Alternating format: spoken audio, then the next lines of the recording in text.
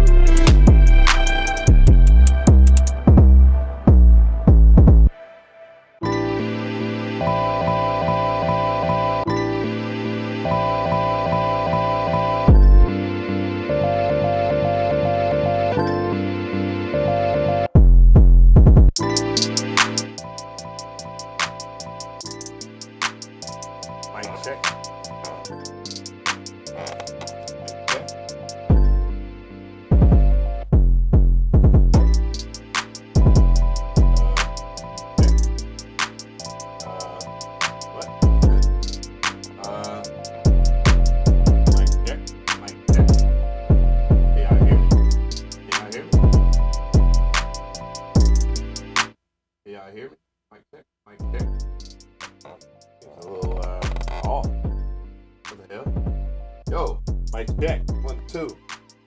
Mic check. Mic check. Mic check. 1, 2, 1, 2. Mic check. Mic check. 1, 2, 1, 2. That's weird. That's all right. Man. Take that though. Mic check. Mic check. Mic check. 1, 2. 1, 2. 1, 2. 1, 2. 1, 2. 1, 2. 1, 2. 1, 2. Hey, hey, hey, hey, hey, hey.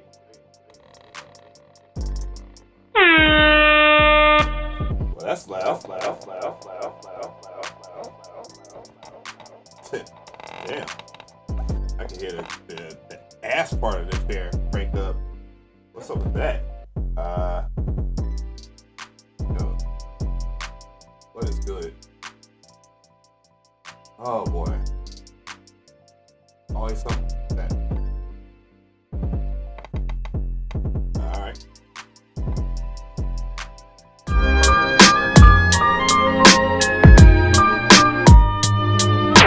The sequence.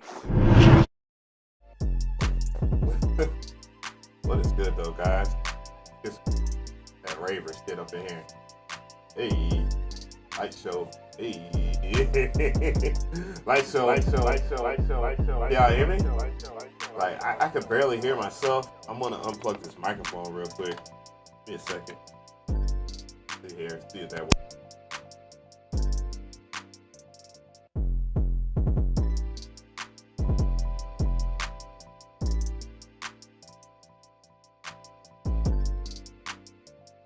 Check, mic check. All right, whatever. Y'all can hear me? All right, so whatever, you know, the vibe. So I'm gonna give the echo. Mic check, mic check. Yo. Shout out. Fix it. Boom. Monsoon. What's good? Hey, Magnificent, what's going on? Yo. Mic check. Mic check. Ping pong delay. Yeah. Hey. Ari, what's good? Justin, what's going on? Buster, Keaton, what's going on? Appreciate that. Lick M, low. Whoa. Pause. 88. Ron, what's good? Creator Session, what's going on? Leo, what's going on? Fabian Rodriguez, what's going on? Mr. Click 75, what's going on? Cody Boy Beast, what's good? Producer Noise, what's good? Matt Ball Lee, I believe. What's good? Kevin Cannoli.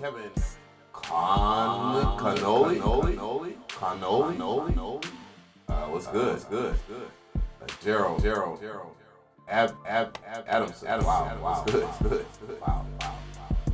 I did say Gerald, right? Good. All right. Frankie chair. This chair is all actually stupid. So what's going on now? What's going on, peoples? I don't know. I got some type of a hiccup on the microphone. I want to chalk it up to something, but for the most part, what is good, everybody? Late night stream. Tea is hot.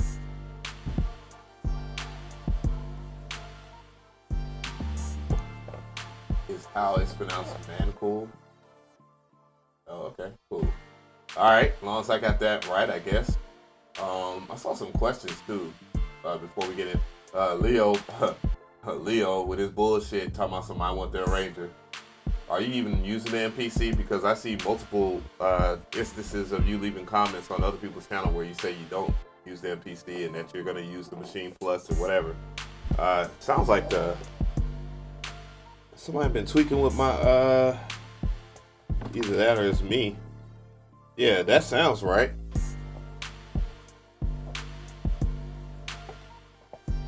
Oh,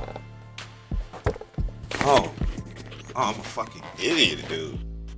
That's why it's low. I don't have the mic plug. Hold on, I gotta put this out the way. Come on, hell no. Wow. Well, duh. Yeah, late night stream. So I was wondering why I was catching the chair more than it was catching my voice, and that makes sense. So it was good. Yeah, but yeah, I saw you leave some comments on people's channel about the MPC software and your dissatisfaction. And you know, I this is one thing I will say. I'm not one of those people where if I like something a whole bunch and somebody does not like it, where I would say, hey, you know what, you're right, or you're wrong about this product or whatever. So, you know, I'm 100% with anybody expressing their feelings about something. But my only issue when it comes down to expressing yourself is, please make it make sense. I'm gonna do a video soon, just in fun. And shout out to Ricky Tinez, He missed it. I was on my video making high before I had to go to Texas, and yeah, it was one of those things where I was just like, hey, I want to respond, give a shout out, you know, I just want to do my trolley type thing. You know, everybody say I look like Dave Chappelle, so why not? That's why I have the I'm broke, nigga, I'm broke when you donate some money or something like that. Because everybody, that's the inside joke, is that everybody thinks I look like Dave Chappelle. But on the topic though, I'm not one of those people that are opposed to somebody having suggestions or if somebody has any gripes or whatnot. Just some are few and far between. I think the arranger, if that's going to be the last thing that people complain about on the MPC, then, you know, whatever, AKAI, just do it, I guess. Find a way, I guess. But it just has to make sense. And since the MPC, again, is sequence-based, meaning that every sequence can be different. Like, I can make a beat that sounds like this in the background, and then go to another sequence and do a whole nother beat with a whole different BPM. And that's the unique thing about the MPC's workflow. And it's always been like that too, by the way, guys. So when you talk about bringing an arranger to such a workflow, and I get it, song mode isn't the best thing in the world. It can be quite tedious, but arranging beats altogether can be tedious. And also, it's very few people that I ever see use the Ableton Push Arranger that can really keep up with the speed of whatever they're laying out.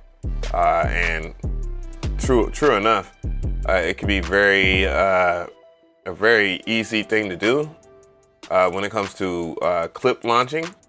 But again, the MPC is not based off clip launching. Only the AKAI Force and the Push 2 are clip-based workflows. Matter of fact, I take that back. The AKAI Force, the Push 2, and the Machine Plus or Machine are clip-based workflows. You know, granted that the Machine has an arranger, the Machine Plus has an arranger.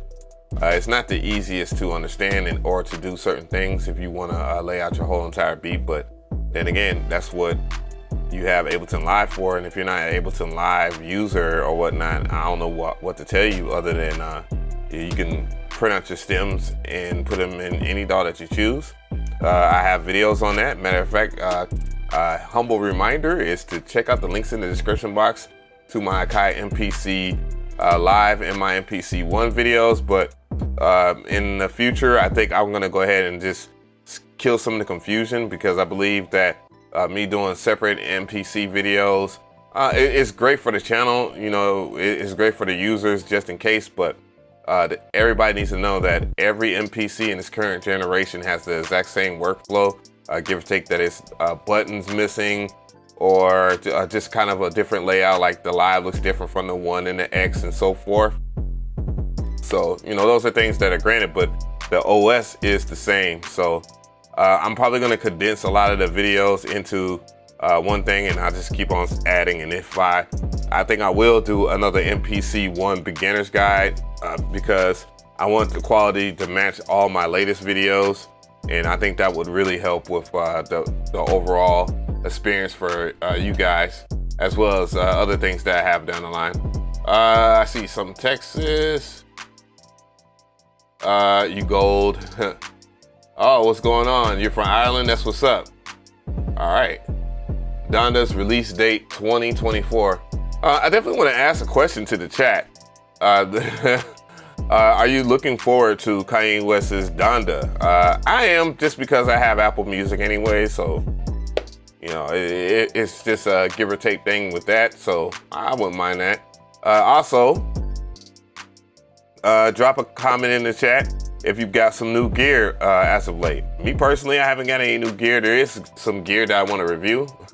I think it's just as fair that Ricky Tinez reviewed, or whatever that video was that he dropped about the MPC Live II, that I do a review on the Novation tracks and do a review on the other one that is sample based or whatever. So he said, I think I messed my MPC X up trying to update. What do I do? I don't know what you do. I don't know how you mess up your MPCX updating. I think the best way to update your MPC Live X01 would be with the USB flash drive. Just more consistent. For some reason, if you try to update stuff via the MacBook, it's a little less consistent. But however, though, when I was out in Texas, I did update my MPC Live II that I had sold to my homeboy, the black one that I used to have on this channel. When I sold it to him, I just updated it via the USB, not that flash drive, but the USB Type A to Type B connection from his MacBook Air M1, because he got the same laptop as me, and I was afraid that I might take his laptop over mine. But I think that would be the most feasible way. Is the USB way, doing it using the ISO file or whatever, and the image file. But I have updated the MPC Live II at least via the USB Type A to Type B using the software that you get on the screen. You just plug it up and put your MPC in the update mode, and it'll just download the files and update there. And it didn't have any issue, by the way. And I'd done that on the MPC Live II. I'd done that procedure on the MPC Live II. I did it in a video and updated it for you guys, so y'all guys could check out that process. And it worked fine. And then I guess mismatching from Mac to or PC to Mac, it didn't do anything. So, you know, I mean, that's my anecdotal experience. Again, when you have these type of errors and stuff like that, please believe me. When it came down to my MPC Live II and my MPC ONE, I made sure that I had at least a 2-year warranty on it, just so I could take it back at any given time. And I use those are my tools that I choose to use every single day. And that's one of the things. So I see you, Aoki Kandu. Aoki Kandu. Cresshead, what's going on? Cresshead said he got the Behringer TD3 basin. I looked at it and I was like, nah, because I barely use my Behringer Model D, and it's, I don't know. You ordered the Artiphone Urba. Let me copy that. It sounds very interesting. Sounds very exotic. There, M. Wilson. Let's see. Copy. Let's see what the hell that is. I've been using the Mac so much. Oh, okay. So it's this right here is what you're talking about. He's talking about that right there. Oh, I got some new packs too, by the way, guys. I'm about to get ready to go. Let me see, get ready to go and do this live stream live and direct. Whoa, that damn echo is loud as hell. Let's see. Let's get back to the tape echo. Tape echo. Yeah, I like that better. I like that a whole lot better. It's longer, but still. Pause. So it's this right here. I don't know. Things like these, it's, man, you know, hit or miss with me. All onboard sounds. All right, so this is let's go ahead and check out Tetro's video. I'm gonna kill this music here. Let's go, let's see what this is about. Come on, Tetro, you goddamn coffee drinking hippie.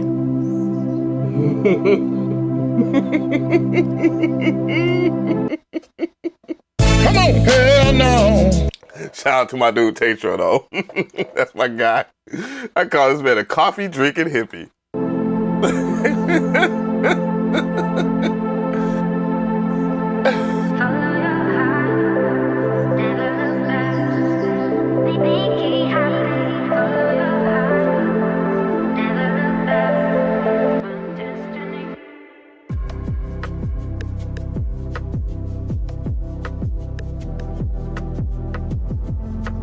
That's pretty cool.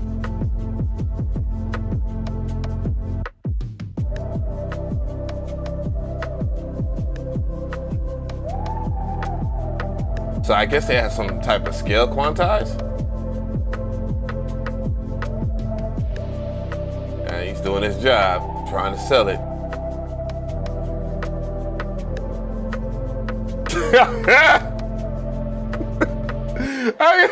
This guy, you see him feeling himself though? Let's go back. My dog takes you over here feeling himself.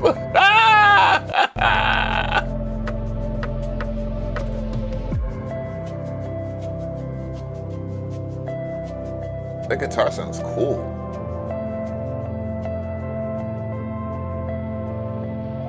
This is pretty cool.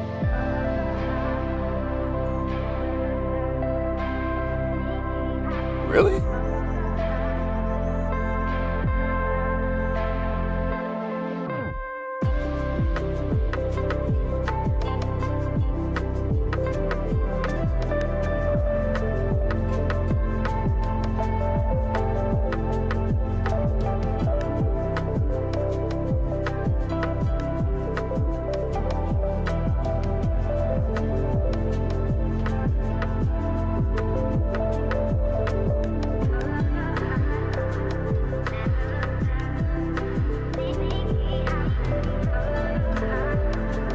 I mean, that's a pretty cool demo. I like it. I'm very confused at how it works, and I don't know if I really even have the strength to even want to learn.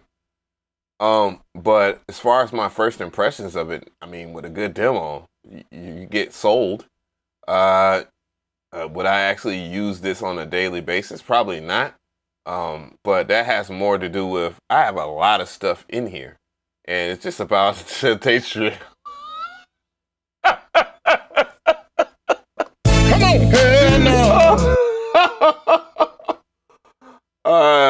Yes, you can use that as a shaker too. Yeah, I mean, it's pretty cool. I mean, if you're into doohickeys, yeah, no doubt. And you know, we're all into doohickeys, as I used to be about making beats on the computer, and then, you know, that wasn't enough, you know, and then soul searching for the right FL Studio controller, and then FL Studio comes out with that controller, and as a matter of fact, it was made by AKAI.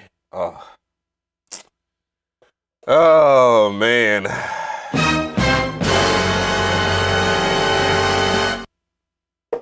But nonetheless, though, it was made, and yeah, it's pretty cool. A pergola audio in the building.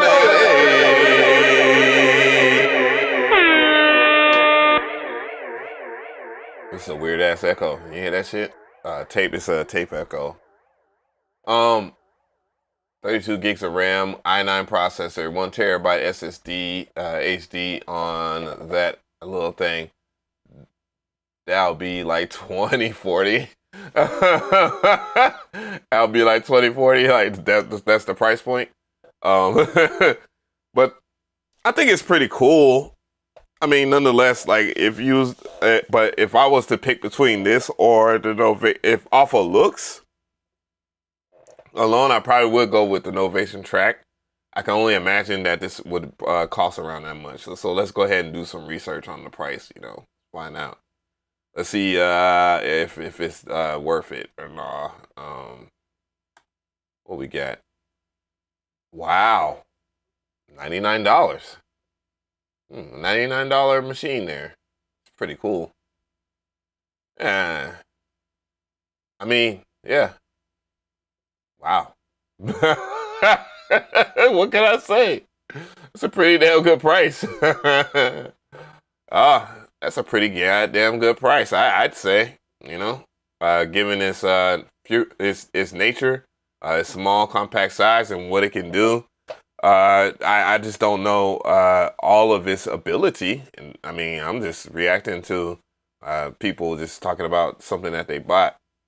But I think that's the very nature of like gear now.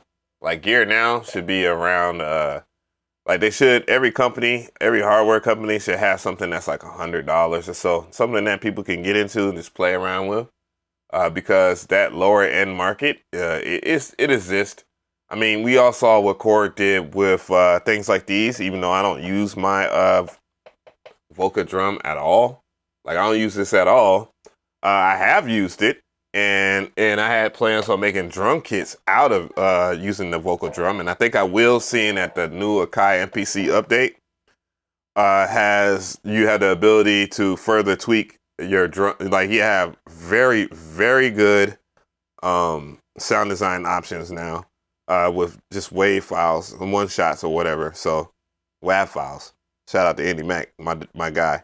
But yeah, so that's the thing that I really like about this was $200, but to be fair, this is a drum machine, a miniature a digital drum machine that has some pretty cool tonal options. Definitely tonal options that are pretty cool that you wouldn't hear in normal drums. FM drum machine too at that, if I'm not mistaken, or is it a wavetable drum machine? I can't remember.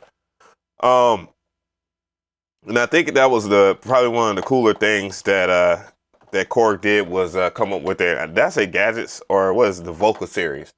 Again, Roland did the boutique series. I got 2 boutiques that are shit. When I bought them, they were lower in price, but now since the pandemic, chip shortages, man, like that's like my Roland D05, which is the D50, which is a very classic keyboard by Roland. That thing can go, I could sell it for like $1,000. I know the TR-08, I could sell that for at least $500. If I had the TR-909 or the TR-09 boutique, I think you can easily get about $1,000 or better. And those tools, given their due respect, they are very good. And they're strong. I do have a lot of videos that I plan on doing with like affordable hardware, just things that would really just stimulate the hardware or the music creators' minds into buying stuff like that. Again, another company that's really good with pricing is Cheria. You know, they do have their luxury synth, and you know, it's about $2,000, which is still a great one. Cannon on the beat, what's going on? Mr. G, Lawrence Davis, hey, what's good? I wish I could turn that down a little bit. Let me see. Go on the FX options. No. Function. Mixer, player input. Auto pan off. FX def. Let's go. There we go. All right. But I found all my gear at the local pawn shop. You're a son of a bitch if you found a lot of your all that fire ass gear that you have at a pawn shop. Because holy shit, an ASR 10 at a pawn shop. If I found that shit, I would lose my shit. I definitely would purchase it.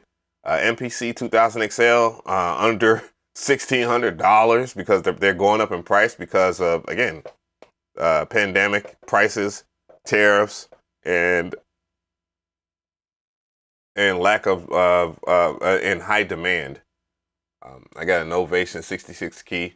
I think the pawn shop is probably the best place for anybody that wants to be a starter musician. You know, that actually was the reason why the MPC 60 ended up being in so many of them hip hop households is because of pawn shops. Oh shit, Macho Man in the building. God damn. Oh my God. Let me see, I'm gonna adjust it a little bit more. There we go. But yeah, this is a goofy ass damn whatever. But yeah, so I just think that's pretty good that you can get into that. I think that's one of the things that I want to focus on because I think when it comes down to owning gear, it's not about owning a whole bunch of gear. I mean, obviously that's the biggest thing, the biggest misconception. I think the more shit that you get, the less likely you are to work because you're gonna be like, where am I going to begin? So I admire people. I admire like people like Mike Dean that has all of this Moog stuff, and yeah, he's able to F with it. You know what I'm saying? Or at least, you know, at the very least, have some maintenance on it. You know, anybody that's like a gearhead to the fullest extent, I got respect for him because I'm gonna tell you, the turntables I have, I used to mess with those all the time, and I still had less gear. This Korg MS-2000R, I mean, it can get some work, and it will, and boy, should it. In my Korg Triton rack, my TR rack, that is still golden to me. I just won't ever sell it. I would hope not to ever sell it. My Roland JV1080, I would definitely wouldn't want to sell that. And obviously something I'm using right now, which is my Alesis 3630 compressor. Definitely don't want to sell that, and I use it all the time. I don't think my vocals are the best from it though, but I just like using it though. Jay Blanco says, pawn used at local music store. Sometimes reverb is a dope to do. Return buyer protection if buying without getting to test before. I guess what he's saying, like basically just going and purchasing stuff and making sure that it is able, that it works, and that's the best thing that you can do. Used gear, when it comes down to used gear, I wouldn't buy any of the current generation MPCs used. Like I wouldn't buy the live used. I'm not trying to crash the market. You know, but I would proceed with caution. I was supposed to do a video a long time ago about buying and selling used gear, and I blew it. I freaking blew it. Like I blew it big time. If I would have did it last year, I think that probably would be at 1 million or so views, for sure. Because the way I want to do stuff, and the way when I sell my gear and when I buy gear, it's a pretty decent, detailed process. I would never sell my MPC 3000 or MASR 10. Everything else can go. Well, hey, I feel you. I still own my old Phantom X6. Yeah, I for sure would love a Phantom rack keyboard. Probably the keyboard a little bit more than the rack. We have local synth studio swap meets. That's pretty cool. What is going on? Let's see here. But anyways, I was thinking about doing some type of sound design before doing the stuff, but I got so many samples, so I'll warm y'all up to some sample shit, and then I'll do some sound design and get into it. Martel Music, what's going on? I got a buddy that's trying to sell his Jupiter X61. Any opinions on that synth? Is an incredible synth. You also have to know that Prince, that was his synth of choice when he did a lot of the music back in the day, like all of his quote-unquote classics. So, you know, that's just some history on that. This the Jupiter, the Juno, an old Roland synthesizer at a decent price, under $2,000 is a steal. Just put it that way. Roland, for what it is, I don't know what they're up to now, but they just haven't. You know, I don't know what is up with them now, but Roland, when it comes down to synthesizers, especially digital synths, because remember they were on the analog stuff too, but the digital world is where they really got things popping, or at least, you know, Roland. You know, well, there's a whole bunch of history behind Roland. Alex Ball covered it on his YouTube channel, and I just recommend y'all watching that. He did a damn good job talking about the history and using every last one of those Roland synths in the video. Hell of a composer. Yeah, a lot of love went into that video.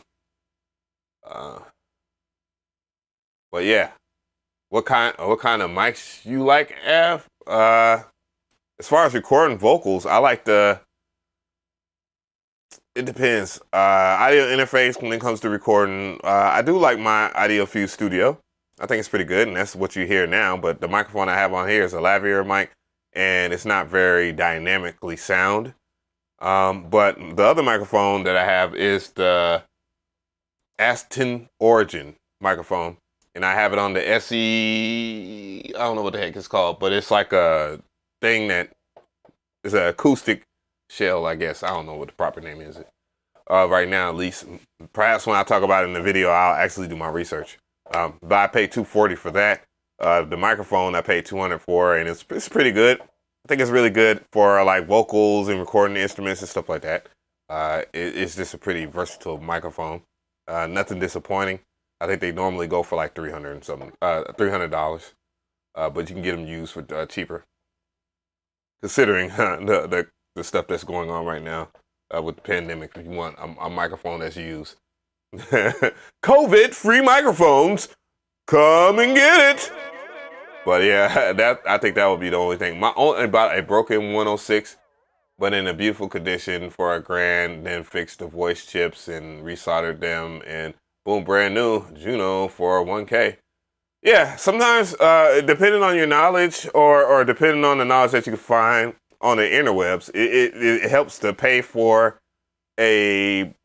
something that's missing in parts. I mean, my MPC 2500, I paid $100 and something for because the person thought it was not working, and I was like, dude, I'm not gonna pay you $400 for something that's not working. That's not even considered a classic piece of gear. And Lord Ball, he's like, man, so what you gonna pay for? So what can I get from you? I was like, 125. How about that?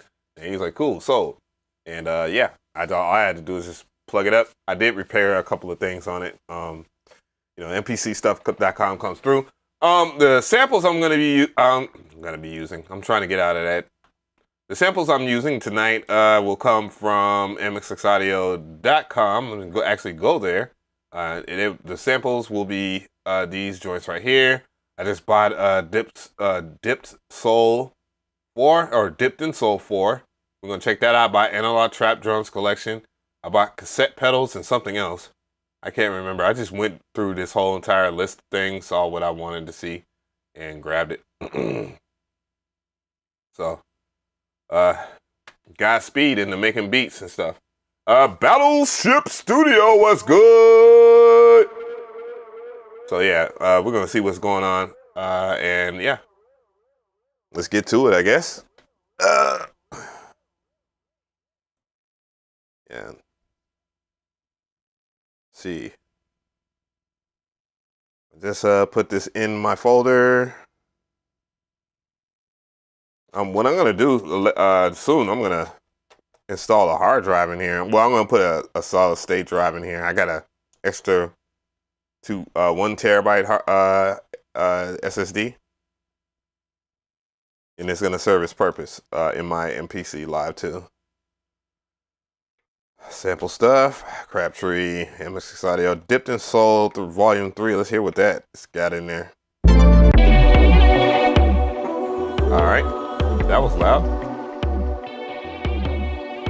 This fool said I went shopping on Splice. What a disrespectful little turd.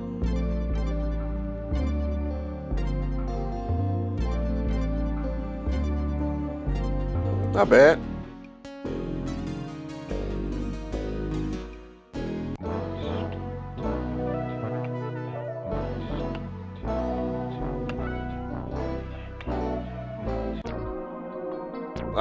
Some pretty cool samples. They seem a little cleaner than they usually are from MX Audio. Oh shit! Hitting that blood. What the hell was that?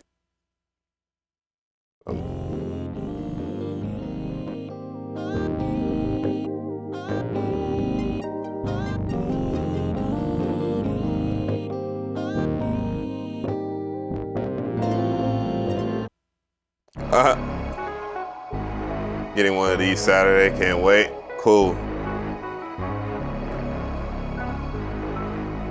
Elbow Media Studios, what is going on? Heat Clip, what is good? The Phantoms have a nice keyboard.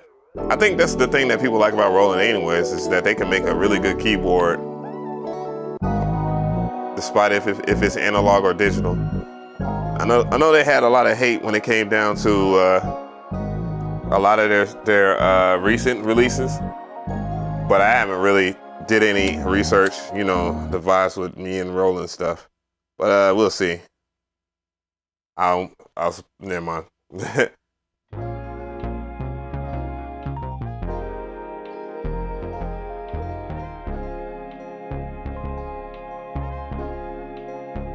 These samples are very clean.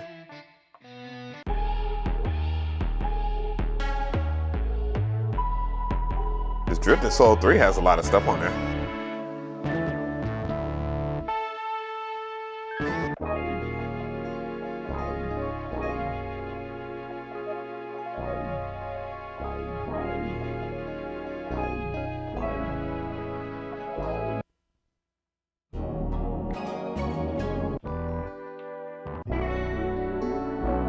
Yeah.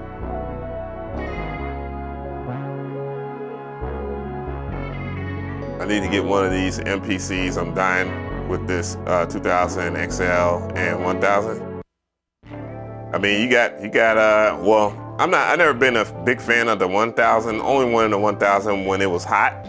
But the 2000 XL, man, you can never go wrong with that, bro. It's definitely not as streamlined as sampling on the new MPCs, but you know, you got a piece of history. I want this bitch to have I want to have the motherfucking, I don't know if I want to have the 60, but just for collector's purposes, I wouldn't mind having the 60 and then having the 3K, obviously. And then the MPC 2000 XL. I'll skip the 2000. The 2000 is just not my steez.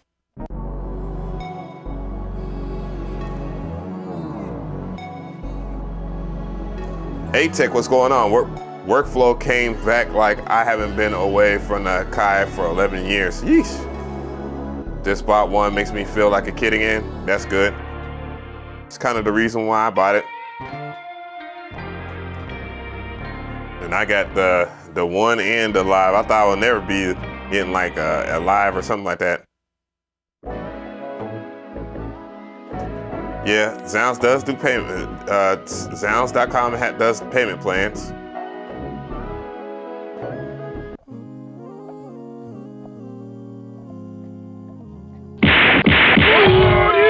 All right. Thank you for the sub, A-Tech. Yeah, so. All right, so I picked out some samples that I think might work for me.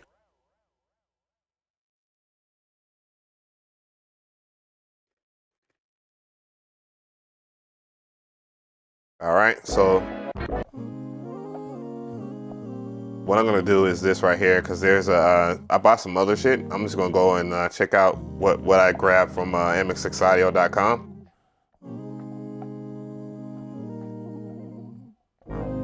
You can kind of hear what they was doing with the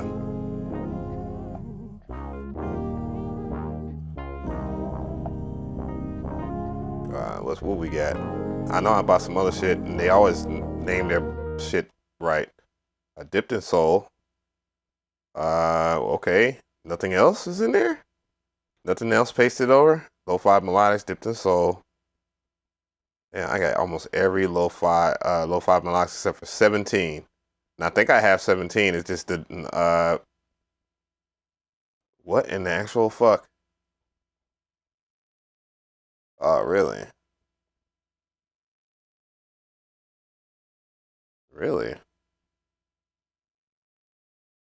So only Dipped in Soul went to my shit. Okay, whatever. We'll work with that. I'm gonna go and check out the where I was at. Sample edit.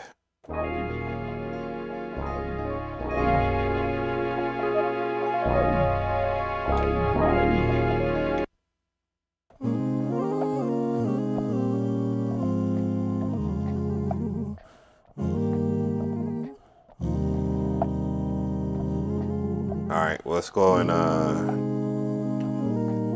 let's pitch it down.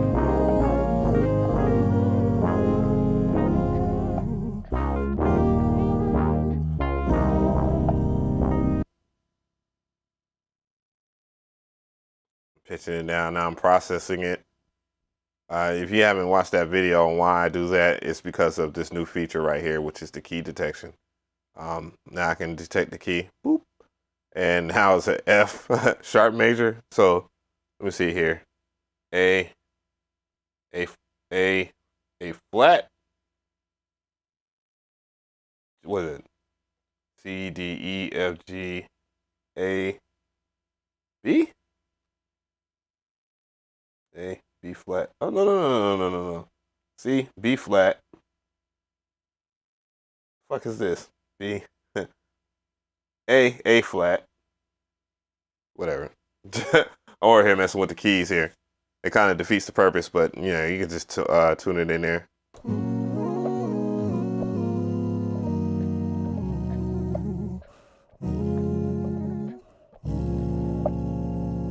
I entered the right BPM for it. 100 BPM. I mean 130.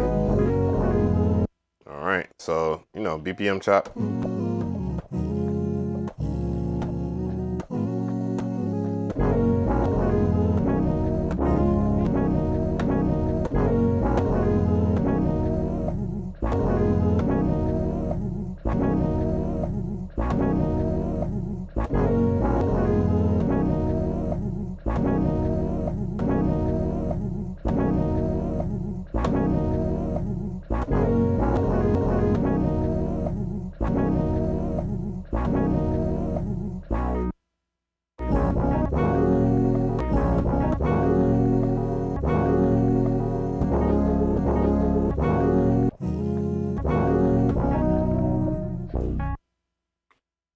You said E minor flat there, A-Tech? All right. Sounds Southern Baptist. It's just a pretty cool,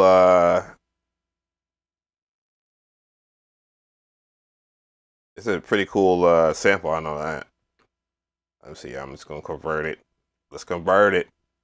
I'm gonna sit that mug on, well, I'm gonna sit on track 2. Yeah, I'm gonna sit on track 2.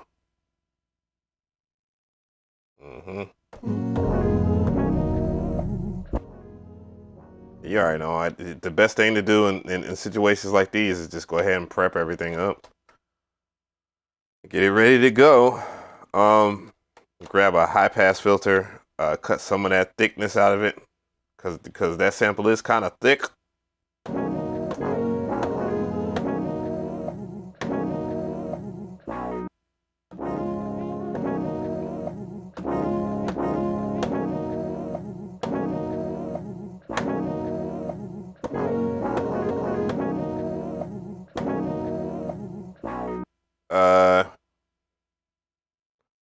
I just gotta pick out some drums, huh? You know, I'm gonna go with something that's already made. Soul Provider 3 always brings me with enough between when I'm doing Boombap or whatever. Soul Provider 3 and Marco Polo's joint. And I thought the Marco Polo one wasn't gonna be that good, but damn, you know, Marco Polo just came through. He came through, you know, and I greatly appreciate that, because holy shit, do I get tired of making drum. I might be able to work with that one.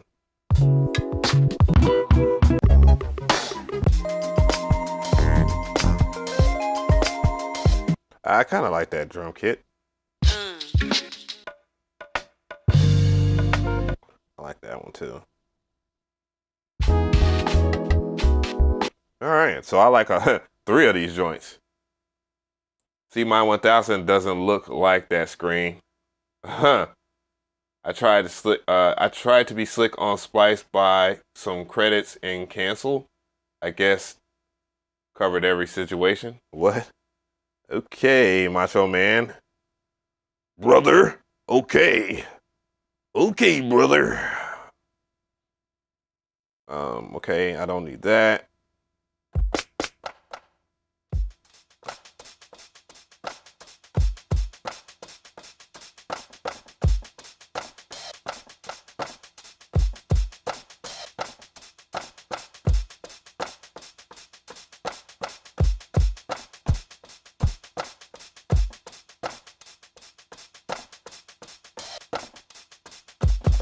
Well.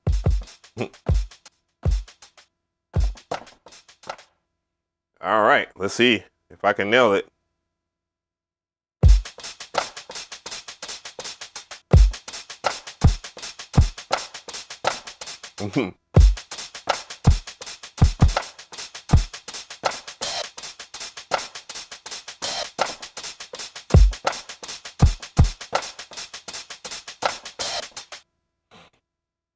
Okay, well, let's listen to a count of some sort. That is too fast for my blood. And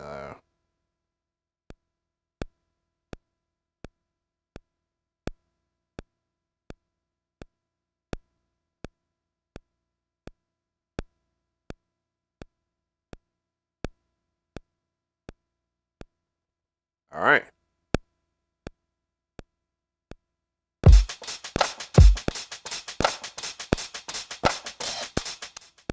Oh, I forgot. I just need I'm stoned.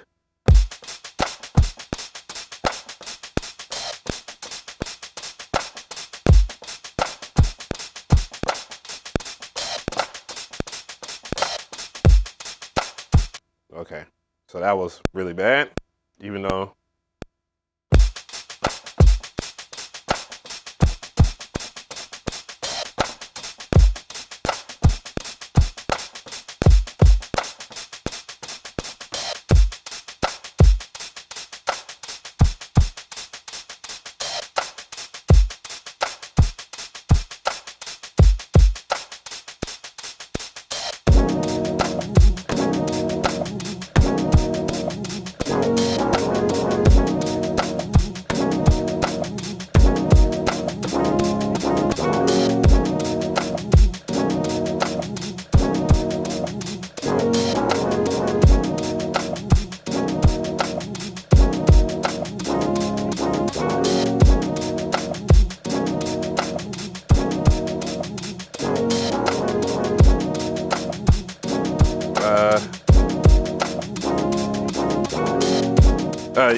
so I set my default plugin to be HypeSynth because I kind of like the you know what I'm saying, the sounds. And I forgot the stuff right here. F sharp in the major? Wow, I might have learned something new.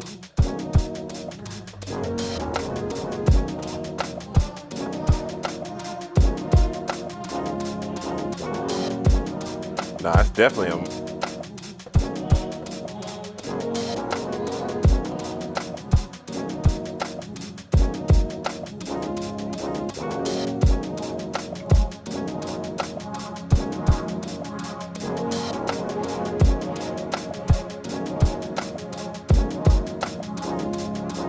hey.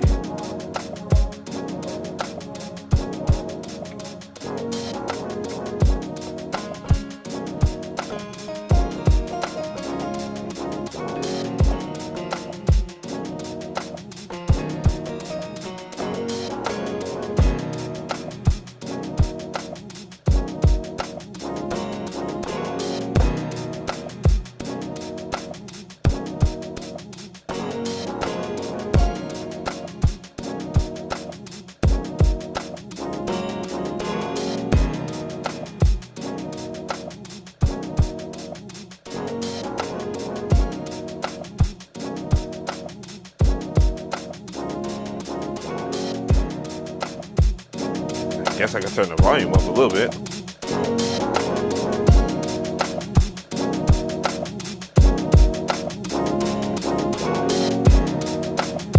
Add a new plugin. I almost did the fatal mistake of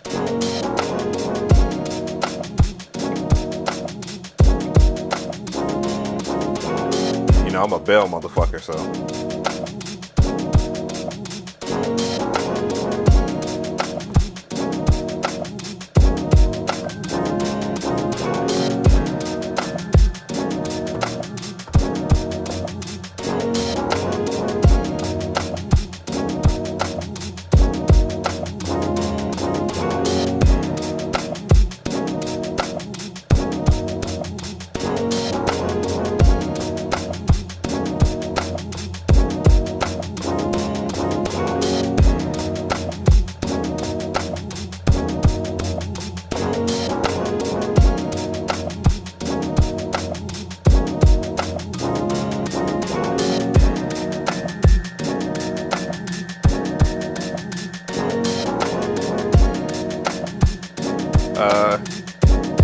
I don't know what I'm gonna do with the bass though.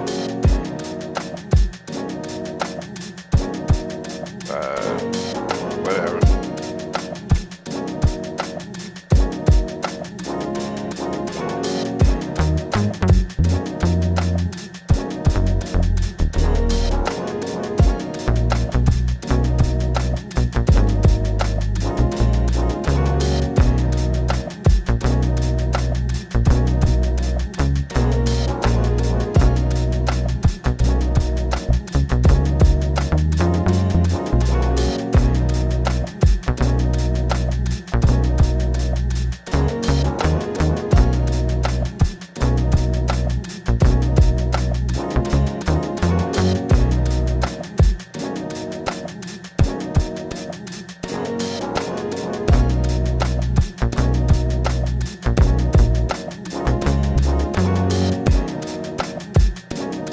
I forgot.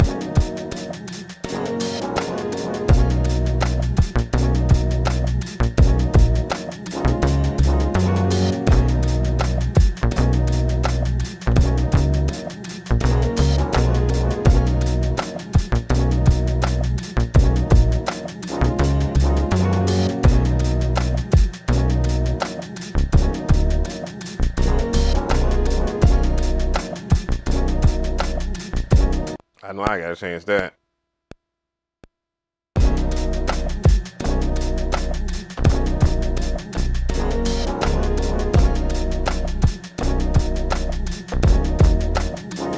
No. 4.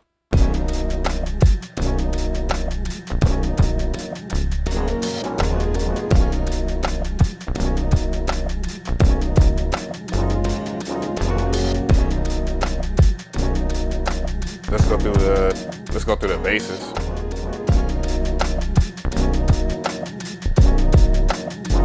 Yeesh. Damn.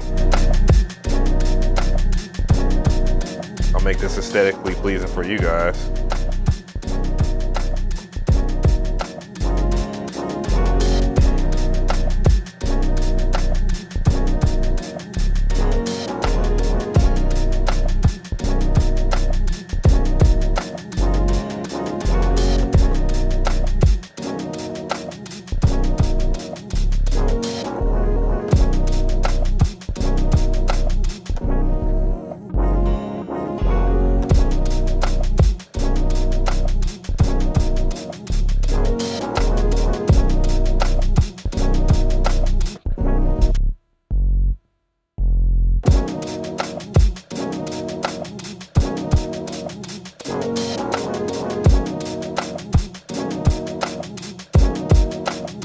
Drop that bass 1 octave. Yeah, I think he was talking about when I was playing it louder.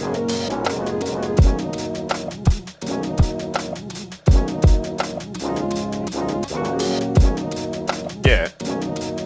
I'm gonna do a brief video on exploding tracks. Don't worry about that, Wizard. But yeah, I'm gonna do I think I've done one for the MPC ONE. To be honest, I think I did one for the MPC ONE. But I just need to go ahead and just reiterate it, you know, because there's a lot more to indulge in if you're gonna do that with the MPC. But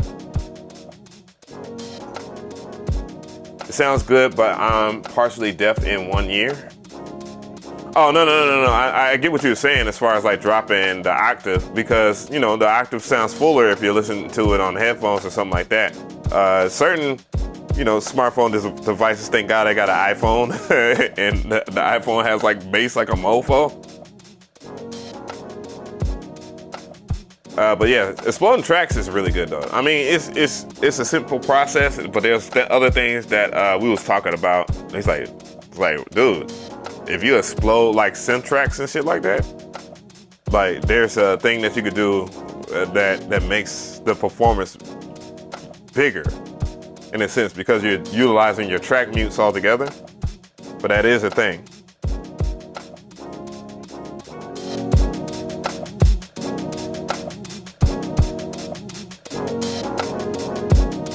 All right, let's go to, let's copy sequence here. Name it flip that. do it. Let's go and add some lo-fi to that. And I guess I'll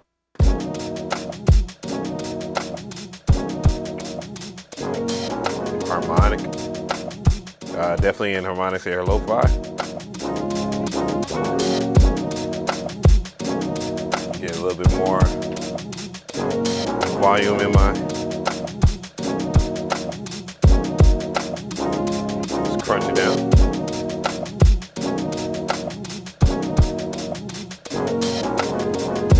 Now it sounds more like a beat to me.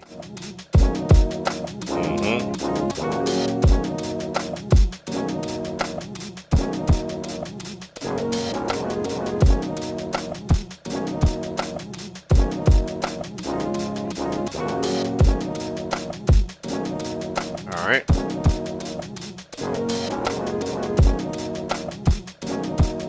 And this is a sample track.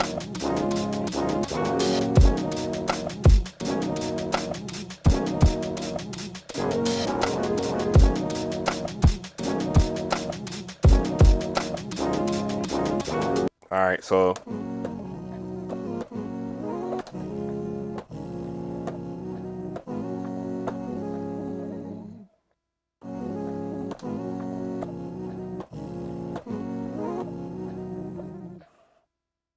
let's see. 3, 4.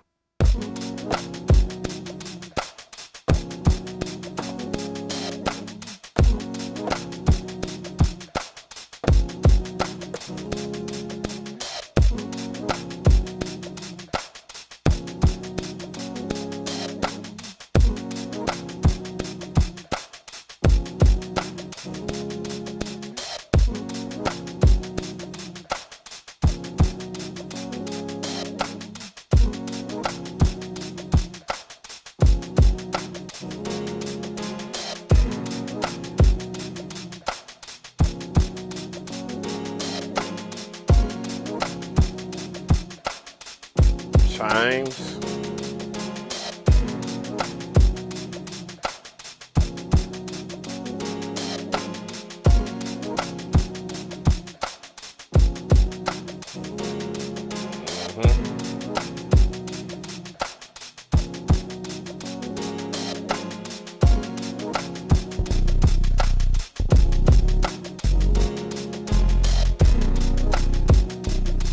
Damn.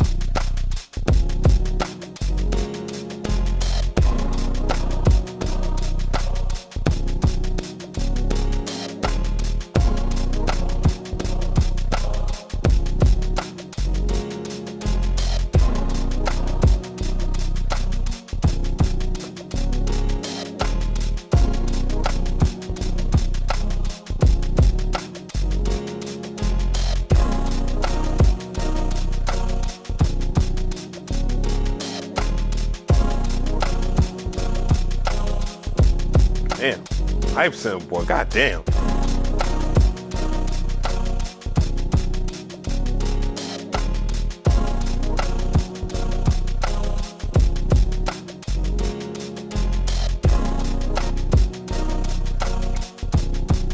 I want to hear some of the leads in this.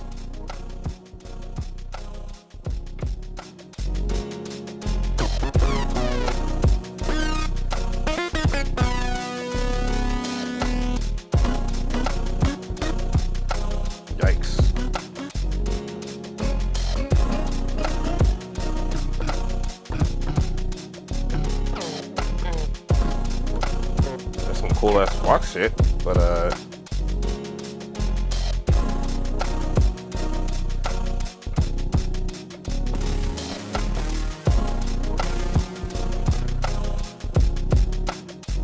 about 12 semitone.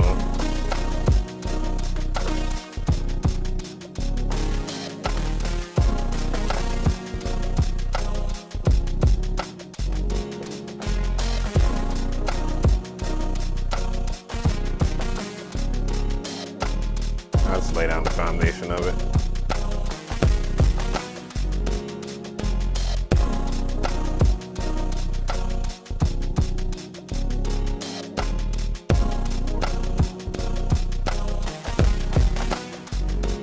Oh, so let's just do it here.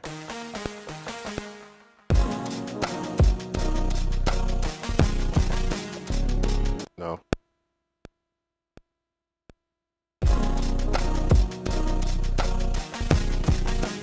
Nah. 2, 3, 4.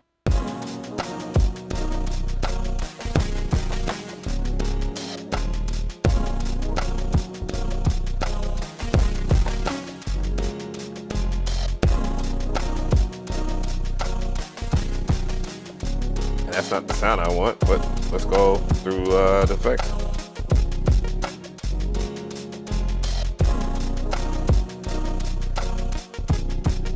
Actually,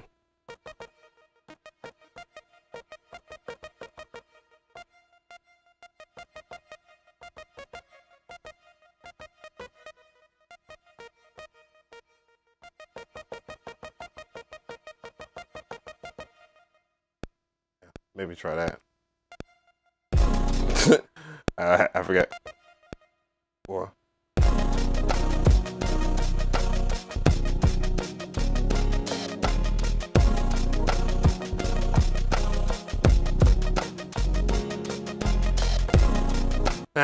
Wow, I messed up at the end. 4. One more time. Am I not just hearing the count in my head? 3, 4.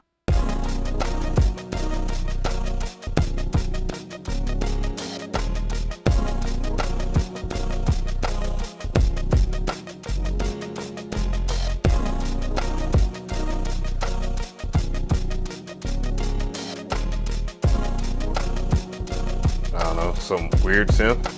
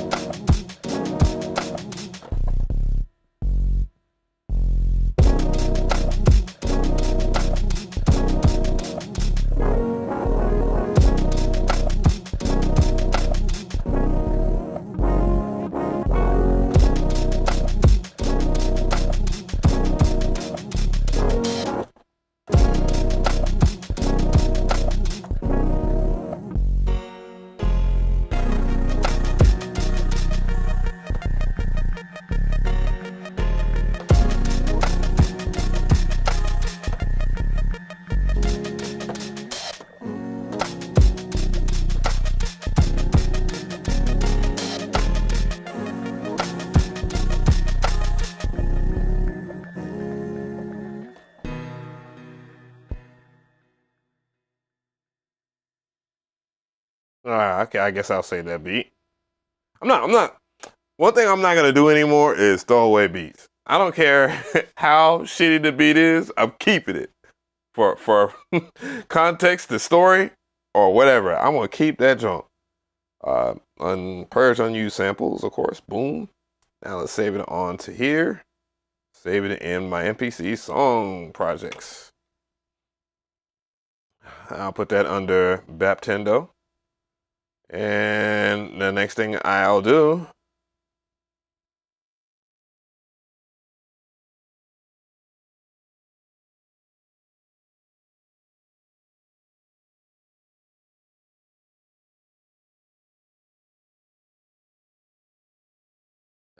I didn't think I haven't touched my MPC in like a week or so. That's kind of weird. And that's kind of the reason why I like making beats on the MPC. I can go a week or two without making a beat on here, and it seems like when I return to it, it actually has this purpose, its genuine purpose. If I'm ever teaching, or if I'm teaching, or if I'm just vibing, you know what I'm saying? I think that this drum machine or drum sampler, groove box, whatever, it's always been something that it's like we're meant to be. You know what I'm saying? He said she's a keeper. Since the last time you streamed, it's been the last time I made a beat. The last beat I made on here was the last time I made a beat. I was in Midland, Texas. You know what I'm saying? Old beats make fire later. Yeah. I have so many damn unfinished beats in FL Studio. It's funny. It's like I don't even like FL Studio anymore, and it's like I would never ever finish those beats. Some of the beats I have are pretty decent, and but I find on the MPC out of desperation sometimes I just make a beat and try to try to get it going, get it popping somehow. I guess I can just go ahead and since I saved it, I can start new. In the meantime, we're gonna find out what is going on with new bit. I'm gonna hook up the MPC to the computer and see why are the files not there, because that is weird. That is very strange. No, that's not what I meant to do. Menu, MPC, controller mode. Everybody prepare to hear a lot of hissing or white or pink noise, that is. And yeah, let's see what's good. I'm gonna read the comments too, by the way, while I do this. Let's see here. No, I didn't mean to do that. Let's see. But yeah, let's see what's going on. I can't see that. There we go. Now I can see stuff. And let's go over here to that. I'm gonna find out why these files did not paste over. Dripped in Soul 4. So I have 4. It should be 4 on there too, huh? Let's see. I see that's in there. Or maybe they didn't. Let's see. Go to my drive, AKAI Beats. Go over here to USB drive. That's all my MPC sounds. Sample stuff right here. Dripped in Soul 3. I don't see Dripped in Soul 4. I don't see anything in that folder. Okay, that makes sense. Perhaps I did not drip it over. Ha ha ha. Ha ha ha ha ha. All right. Copy to sample stuff. Do it that way. Sets and pedals. Right. No. No. No, Morg. There we go. Copy the sample stuff. I definitely want to hear what this has to offer as we go into the trap shit. Dipped in Soul 4, I don't have in there. Or yeah, Dipped in Soul 4. Dipped in Soul 4 should be right here in the sample stuff. I wanted to see what these trap drums is hitting on. There we go. And we should be good to go. We'll find out momentarily. Be back right after these messages where we find out if this shit works.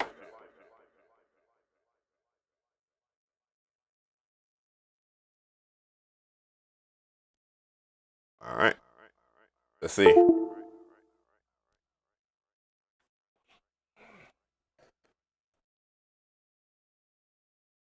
Your videos have helped me out tremendously. Well, that's good to hear, Go Hard Records. Av has kicked his machine to the curb. No, I haven't. It actually is in a corner. But no, I haven't gave up on the machine. I like the machine, but there's things that, you know, I want to, because every single time I talk about it, it seems like everybody want to find a reason not to like the MPC, as if I'm like trying to wreck it. And it's like, you know what I'm saying? Like, I have damn near every sampler. Like, dude. And within this past 2 years, like the Poly-In tracker, I think I have the Roland MV1, whoopsies, you know? And when I say that I like the MPC or whatever, it seems like I'm being disingenuous and I'm trying to wreck it. And it's like there was a time where there's a whole bunch of AKAI shit I just did not like, dude. Like, you know, it's like, get over it, man. But, you know, I just allow people to be with who they want to be. All right, so I'm going to check out these trap drums real quick. But I have every single thing.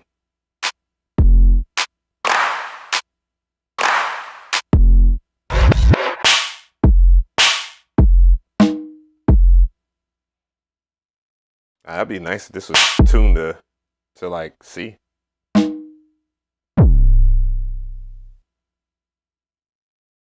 Yeah, that is. That's a mean ass. That's a mean ass like 808.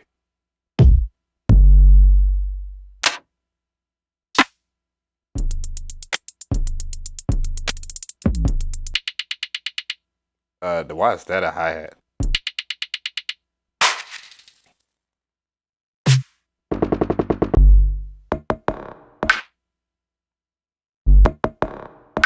That sounds more like a loop. Some loops like these work very well in like a Ableton Live production setup. But the thing I don't like about Ableton Live is that it is when you mix in there, it's very flat.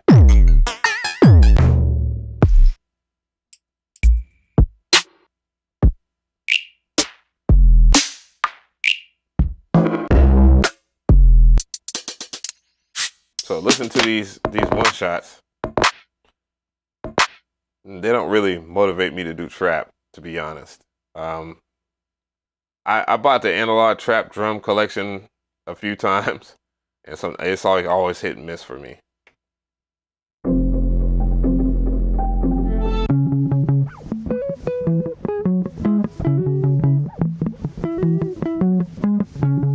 Oh, that's chunky.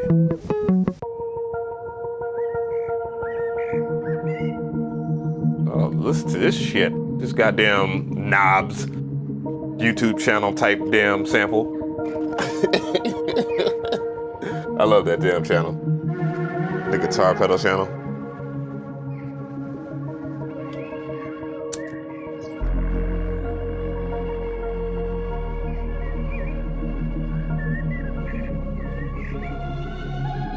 Yeah, I need to, there is one kit in particular that I don't think I have on the MPC, and I used to love everything that I did with that.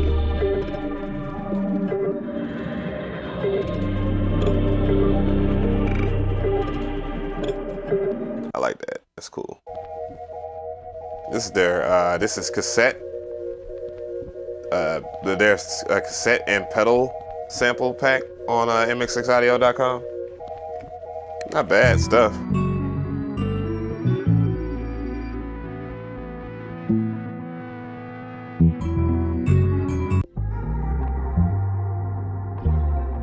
Can you import machine sounds, but like shaping my own? But I like shaping my sounds. And I has better sounds, well, to me anyways. No, I think Native Instruments has done a very good job with selling their packs.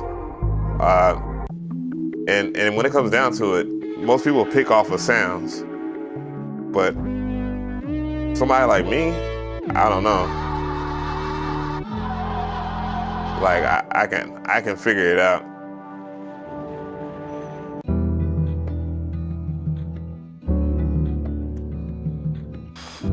Can you open up Reason as a plugin in the MPC software? I haven't checked yet, but the last time I checked before the 2.10 update, you couldn't because it's a VST3, and on the MPC software reads VST2 extensions.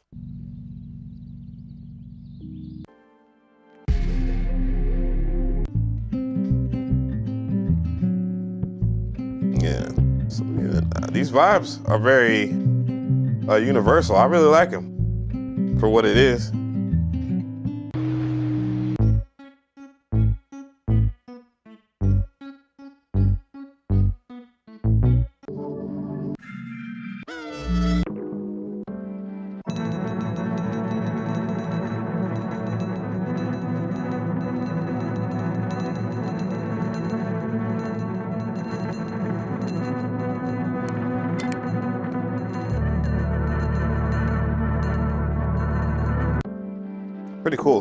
Pretty cool joints.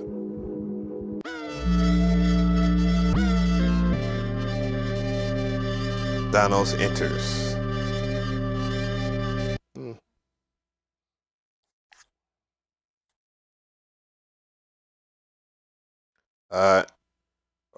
I'm pausing right now because I'm trying to gather my thoughts for what I'm gonna say. But making trap beats on the MPC now it's a can be a very chaotic, and I mean that in a good way, a very chaotic process.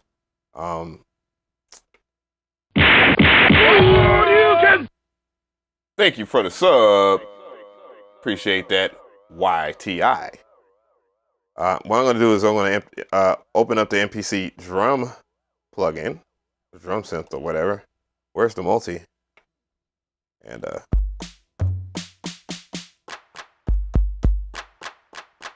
we're gonna tune it up. It's gonna look very ugly on the screen, unfortunately. I do apologize. I think I might have a way of making it a little better on you guys. So give me a second and I'll dim the camera a little bit. Reason is a whole disappointment, right? No. I went years and years and years without using Reason, and the first time that I used it as a plugin, I was freaking like, why in the hell haven't I used Reason? That was like my first impression of it. I was like, holy crap. And you know, they have like their own separate extensions for like their plugins, and it is ridiculous. Their plugins are ridiculous. Remember, they had the first official Sega Genesis emulation inside of the Reason software. So yeah, without a shadow of a doubt, there we go. I think that looks a whole bunch better at 34. Boom, I just turned down the gain so I wouldn't be so bright. And I think I might shoot my videos like this. Yeah, because my skin tone is actually matching. Ain't that a bitch? What I'm gonna do is I'm gonna make a drum kit.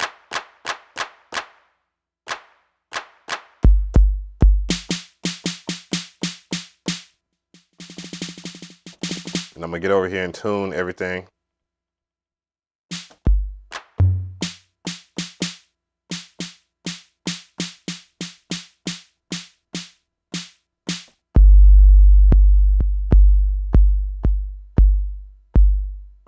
Oh, I got it. Oh, because that's the kick voice. So I got to go to the snare voice and tune that.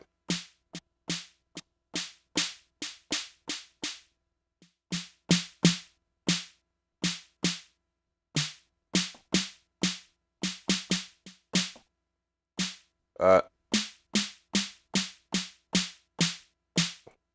down here and mess with the decay.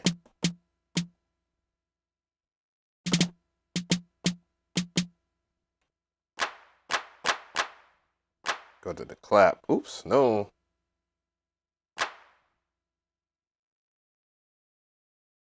I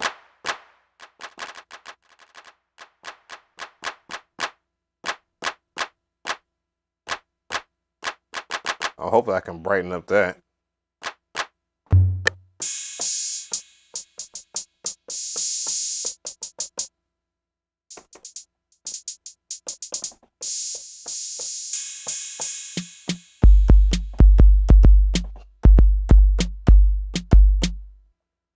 And then I'm going to use the sampler. Choose resampling. I'm not going to do anything to... I'm going to do left. I want to sample that.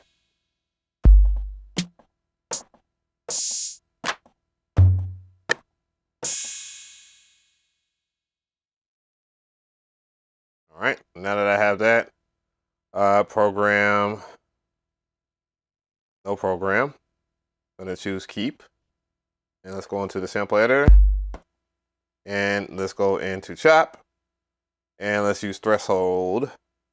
Let's turn up the threshold a little bit because the threshold is a little low. Or turn it down? Oh, didn't know that. There we go. Now.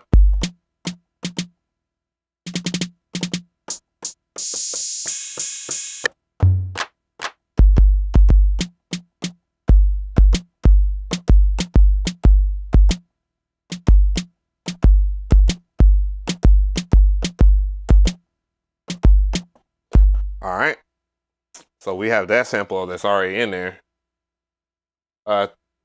See, I'm looking. At this point, I don't think cats that been doing it can make trash beats no more. I definitely can make a trash beat. Av, you have no idea that DAW is missing some of the most basic functionality. Are you talking about Reason? I'm pretty sure. I mean, yeah. You have no idea. Dude, I have an idea because the main reason why I don't use FL is a lot of the main functionality is a little lumpy. But anyway, so yeah. The MPC software has things that are missing too. But eventually, people will be happy. I think most of this stuff has been covered though. Let's see here, new sample. Oh, I should have named it, damn it. I'll just rename it in there. I'll rename the program. Menu main. Let's go back in here and name this trap drums. And what we're gonna do is we're gonna do some science shit.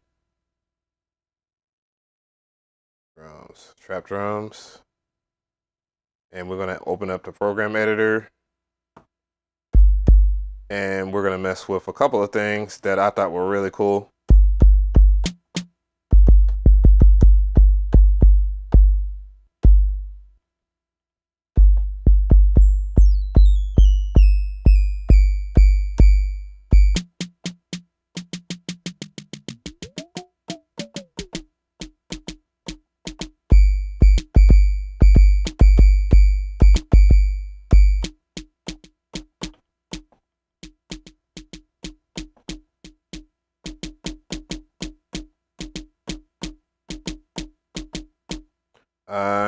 Go back down here, add a little bit of, oh, no. Decimator is cool. I want a decimator. What's Big Crush do? Let's turn that ring mod.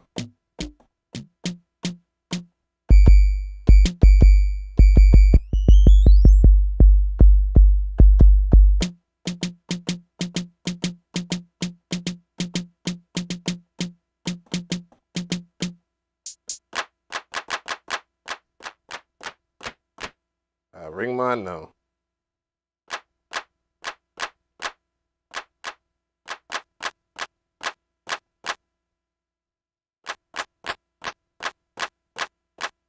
The decimating is cool.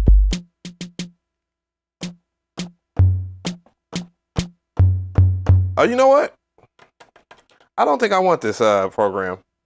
I messed that up. So what I want to do is this right here. when I'm making these drums.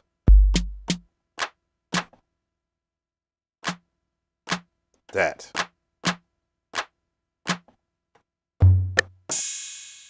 So, okay.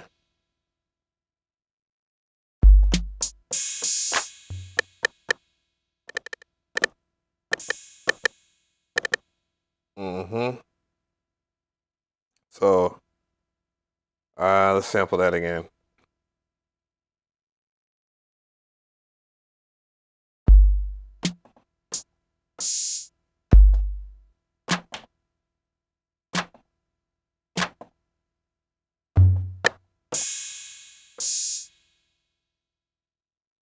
All right. Now let's name that Trap Purrs Drums. And we just made us a little trap drum break right here. And now I'm going to keep it. Now let's open that shit up. It's playing all the stuff. That is going to be a tough ass damn kit right there. Now let's go into Threshold.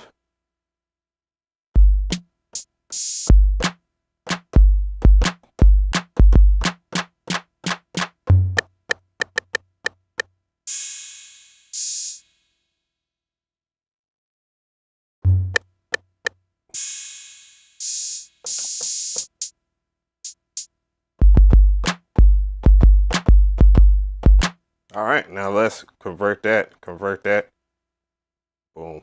There we go.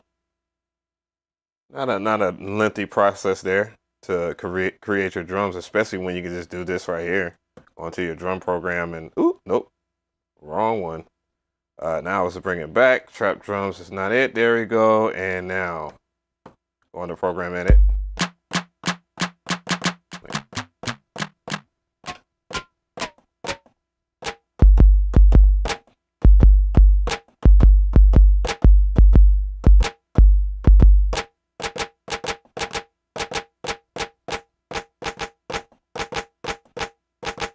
Let's mess with the gain.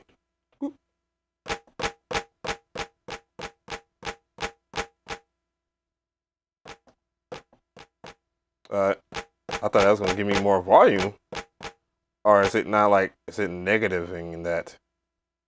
Oh, it is. It's negativing that. Soft clipper. What's that? Yes.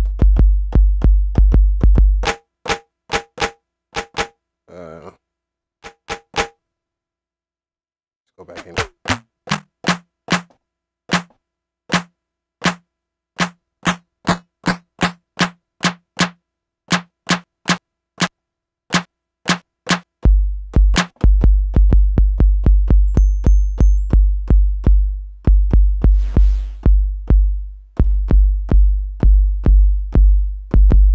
Wow. Whoa.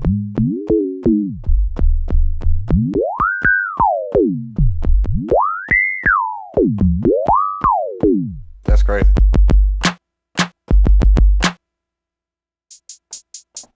Let's nope, not big stress. Now I'm gonna go over here to envelopes here.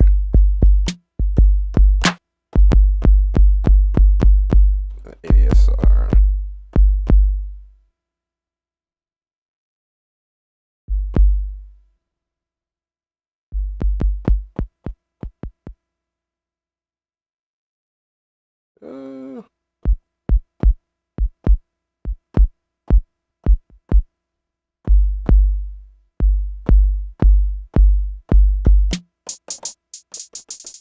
And we're gonna go over here to samples.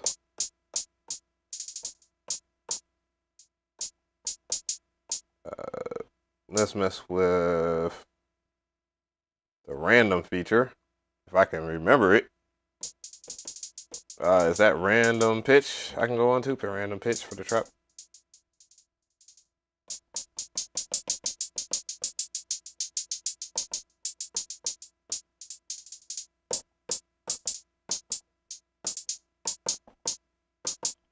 Let's add some slight panning to that.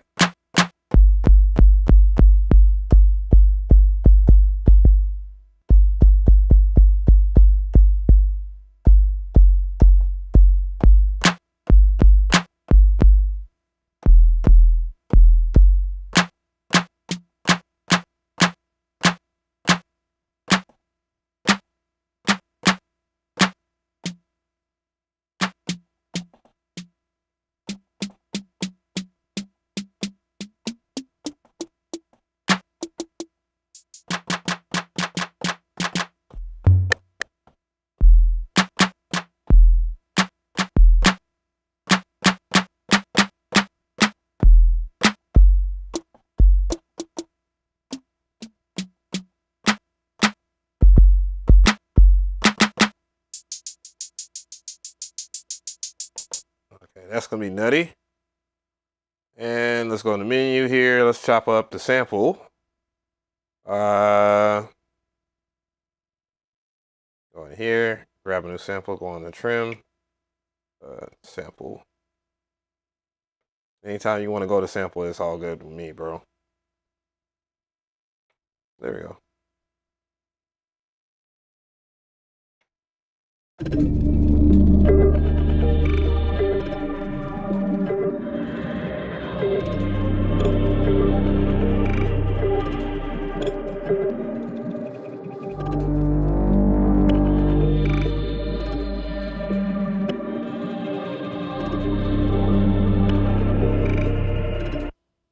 And now it keeps the same BPM. Processing.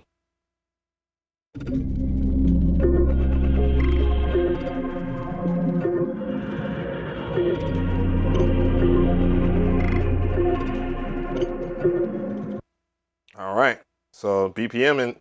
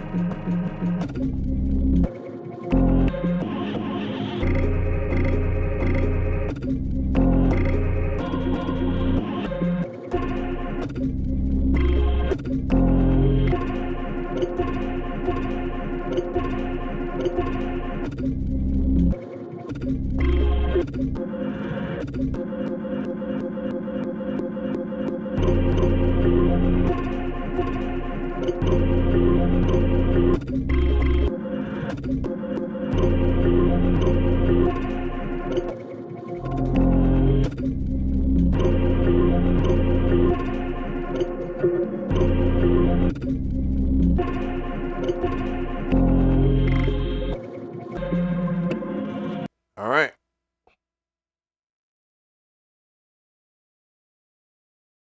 Something tells me I ain't gonna keep my drums that I just made, but whatever.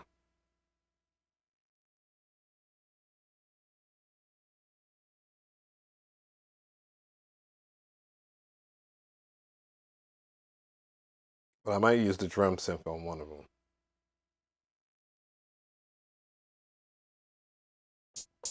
I ain't gonna use that though. Let's start with the hi-hats first.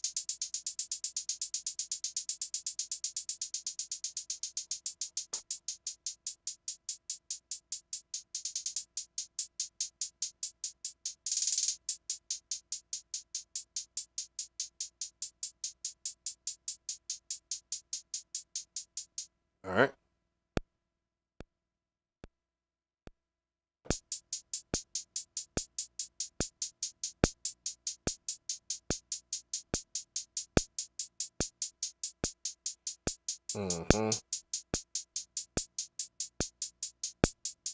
As you can hear, the hi-hats are like all over the place.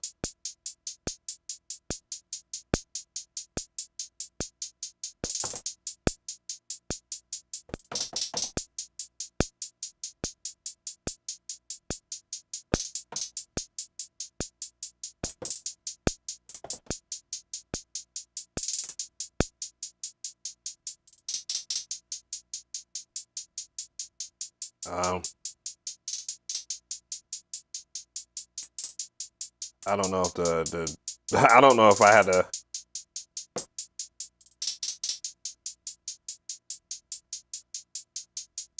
put that on 16.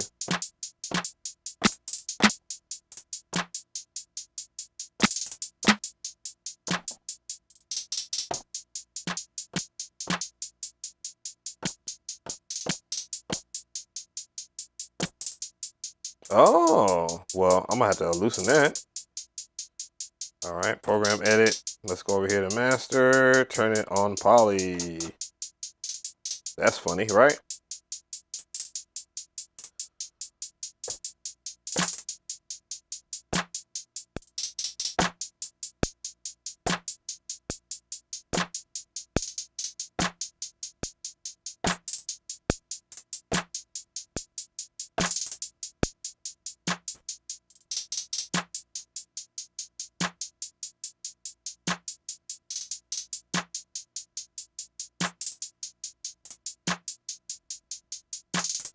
I don't really like the drums, but we'll manage. Matter of fact, I'm just gonna go ahead and lay out the sample part.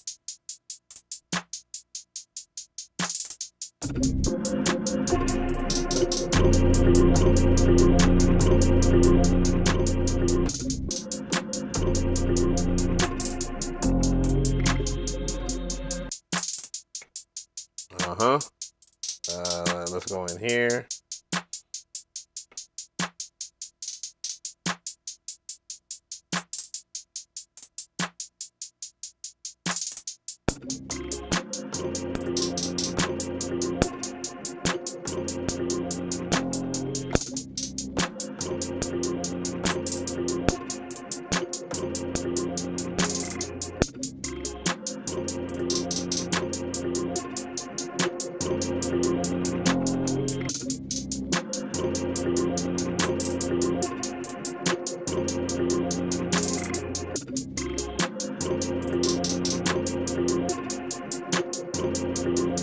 I just don't like the hi-hats.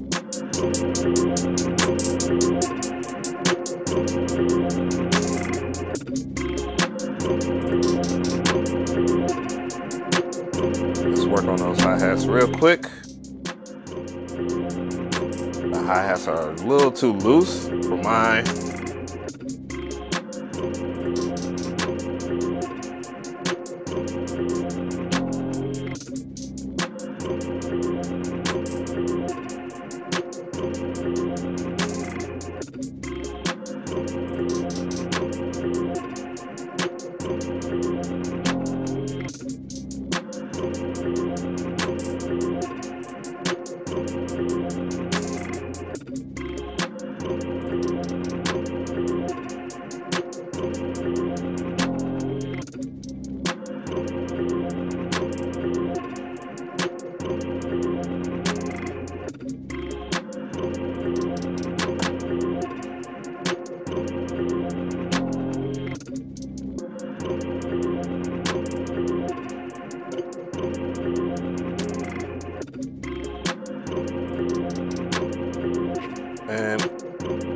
heard something in that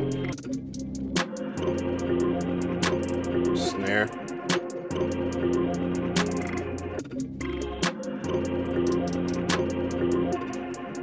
Instead of it being a constant snare,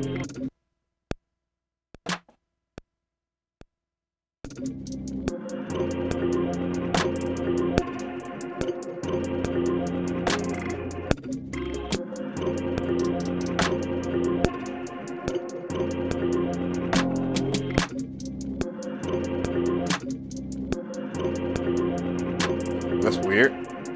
Let's look in the grid. Erase that one.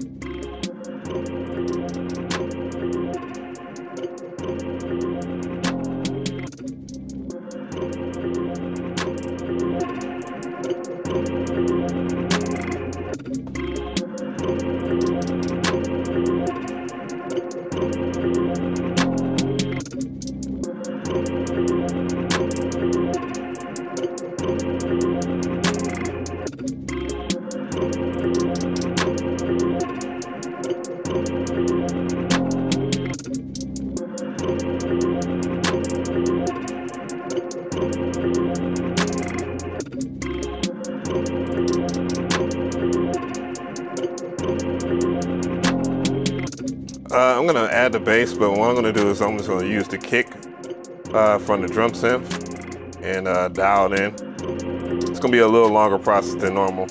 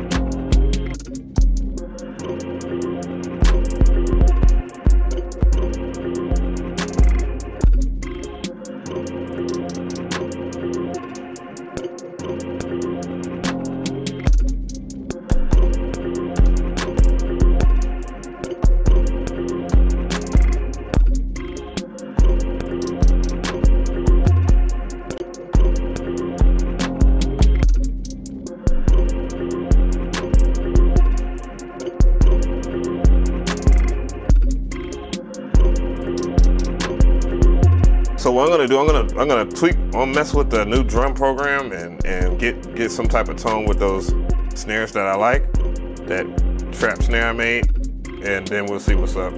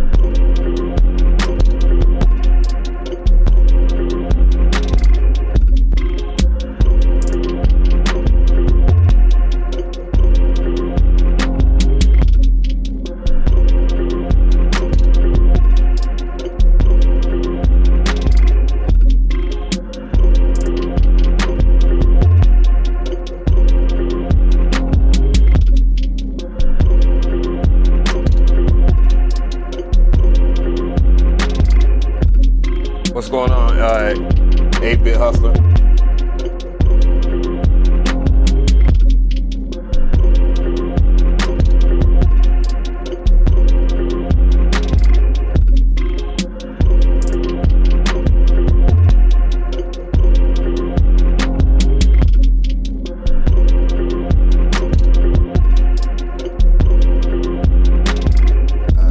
I'm gonna look for like some type of loop, some type of percussive loop.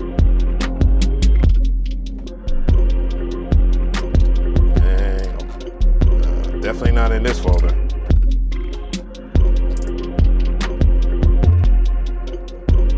Do I have Looptopia on here? Nope. Of course I wouldn't. What is this?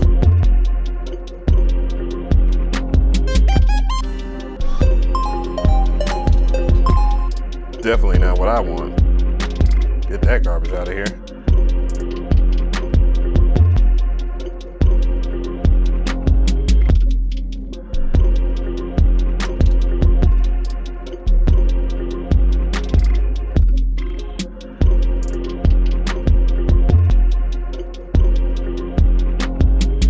What the fuck? Damn. Where is fly low, fly low.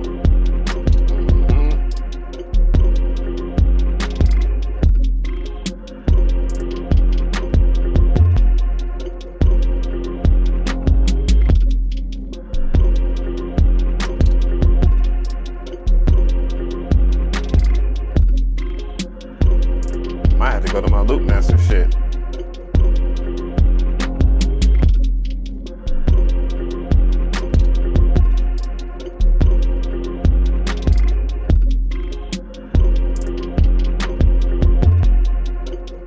Maybe not.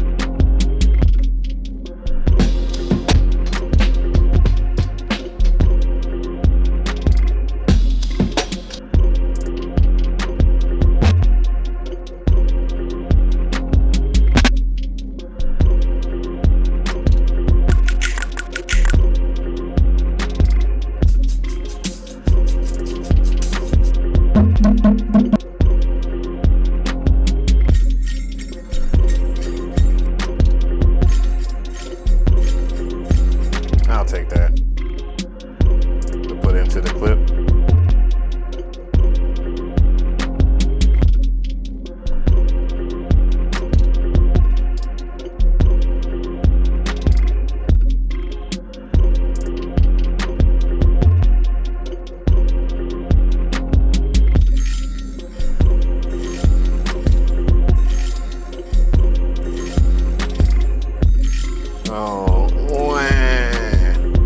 When I used to not name my sounds.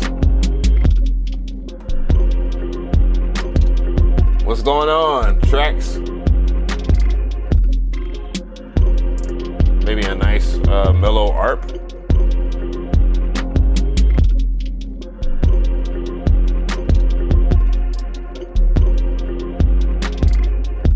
It deserves something else.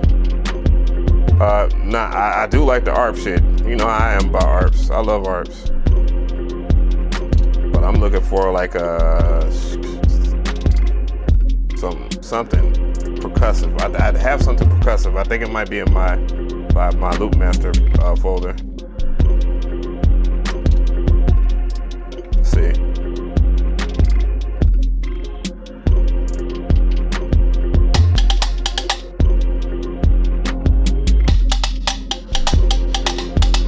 I'll try that. Go back in the main here.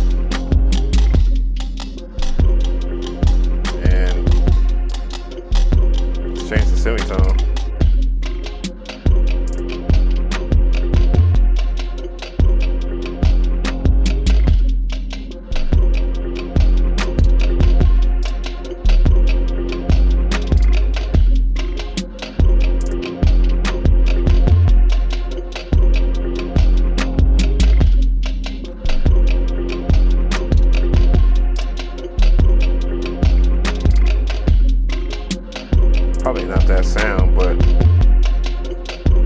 actually, let's see. This will smooth it out.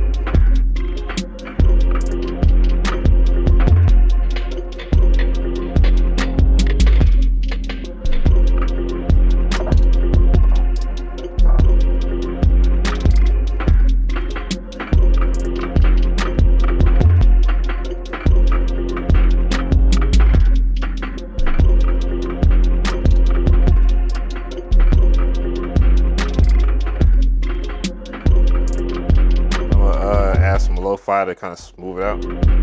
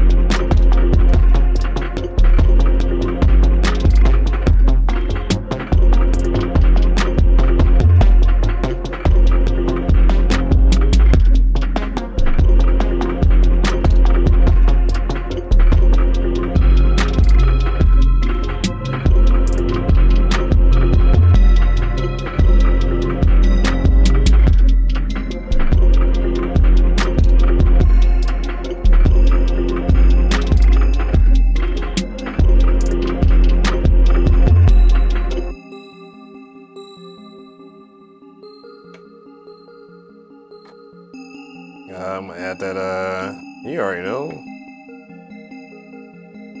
Oh, not enough harmonics, is it? Modulation.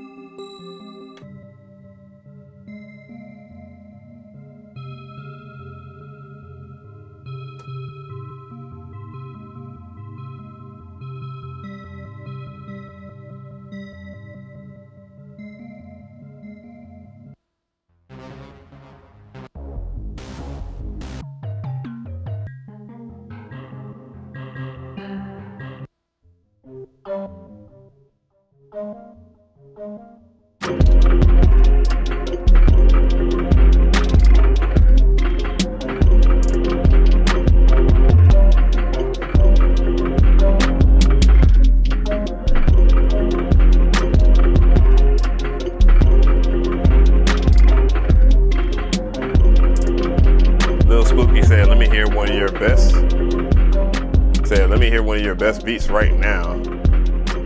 I wouldn't know what my best beat would be because it's hard for me to make beats and expect somebody to like them. You know what I'm saying? I would have to, you know, I gotta sit down and, you know, we have to actually have a conversation or something, or I gotta hear your music to be able to, you know, determine that. You know, so right now I'm just this fool said Key Sweat. Come on, hell no.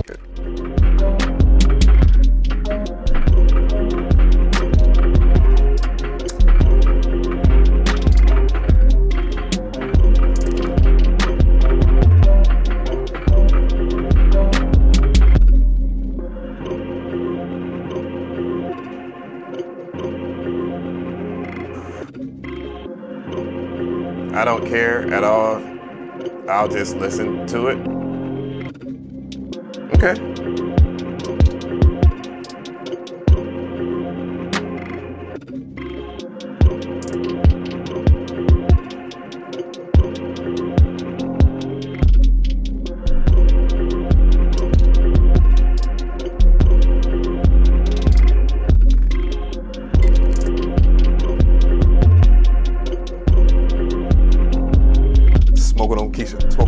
Smoking on Keisha, hey.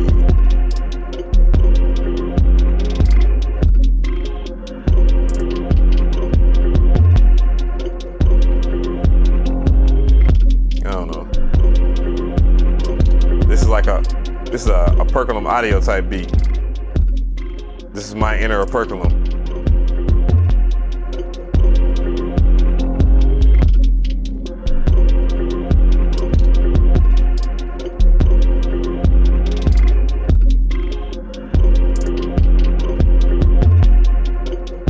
I just don't like those hi-hats. I can change that. I can change that within the program. Get out of here, you fucking bug. So I'm gonna do that. Let's go to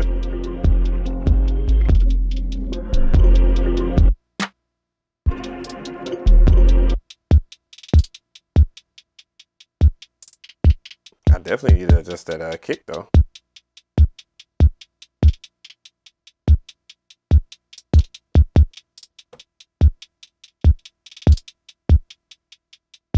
Let's go in the filter envelope and pitch envelope.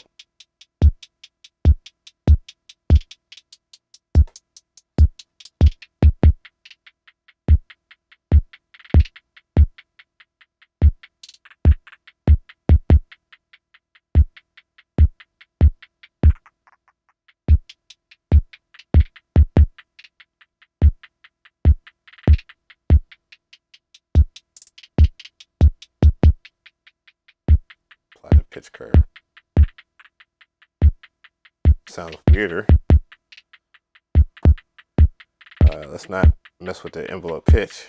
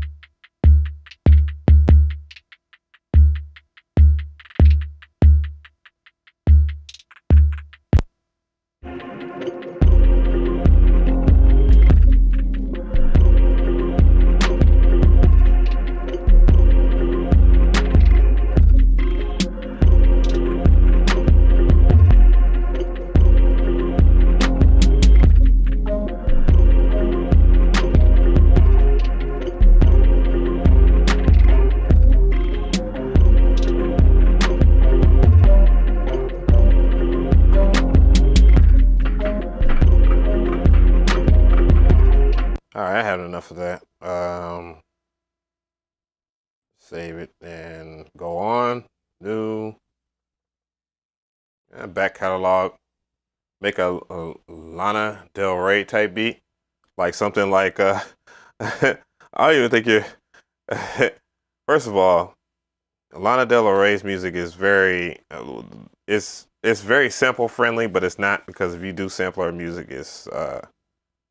9 times out of 10, it's going to get copyright strike. But yeah, making something for her, I would definitely have to sit down with her to catch what she's on. Catch the vibe. So I did dramatic today.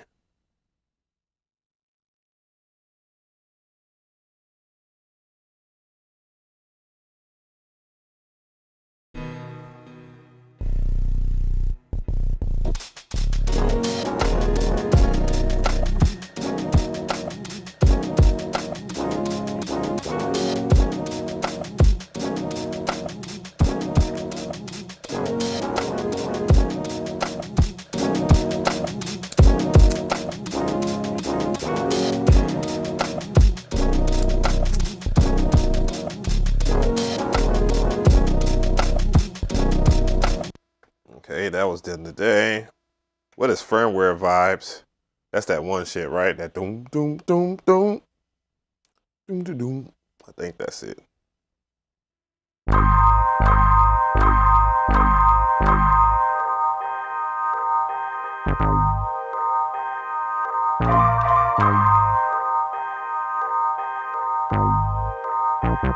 What's going on? What's going on, Seymour?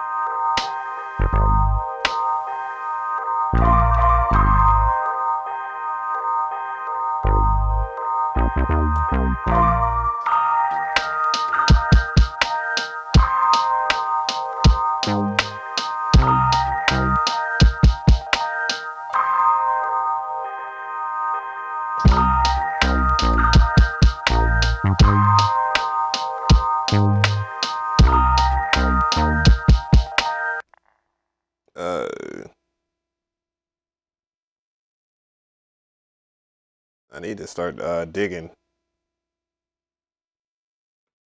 It's cold season. I think this beat is alright. This got to be laid out.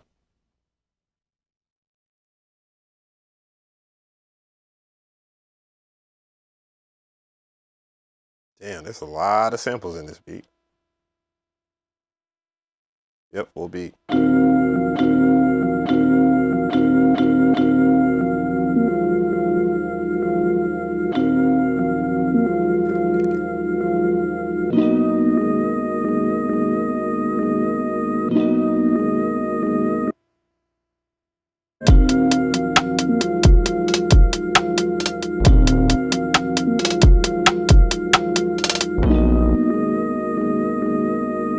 What's going on, Rex?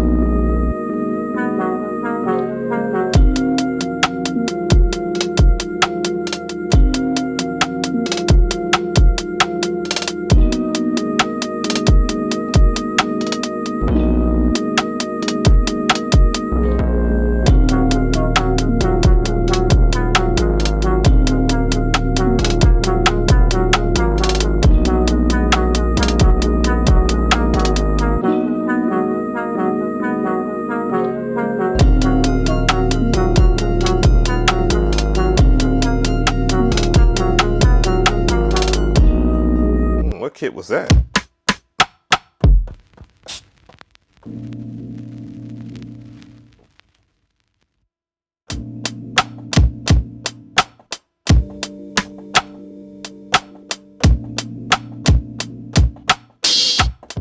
Oh.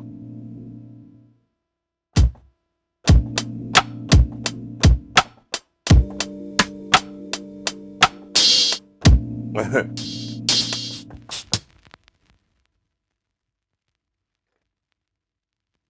wonder what kit that came out of. I think that came out of the that Native Instruments joint. Happy Smoke, Loving You. What the fuck is? Ooh. I think that's that one beat that was like really weird. I did one day. It really wasn't great, but it wasn't bad either.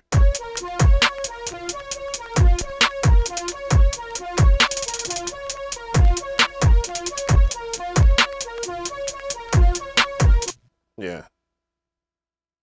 So what the fuck is the Purge then? I think the Purge hasn't been laid out.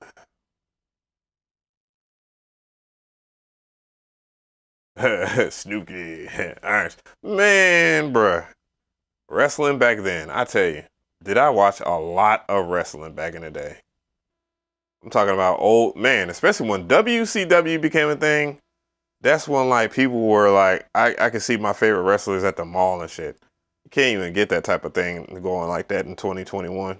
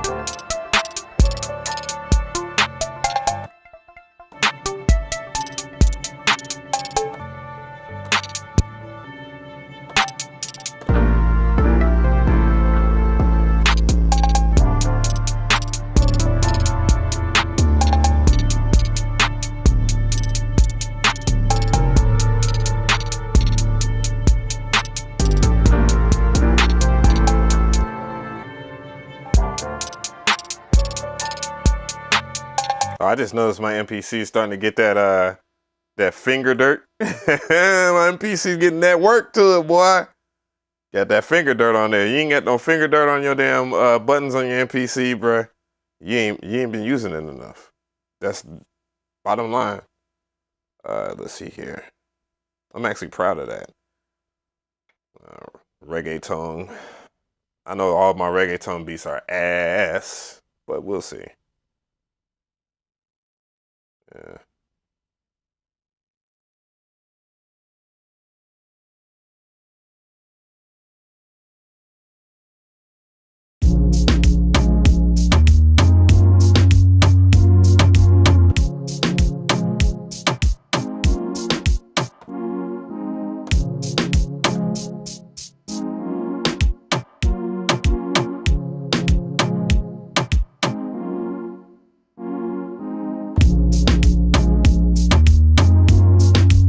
It's not that bad.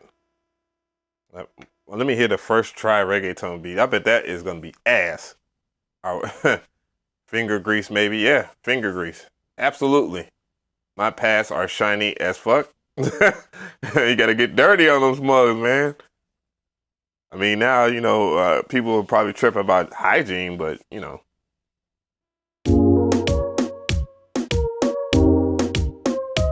Yeah, it's not bad. I'm glad I saved it. Not the greatest either. But whatever. What is African? I think African is that one beat is just like straight up trap, but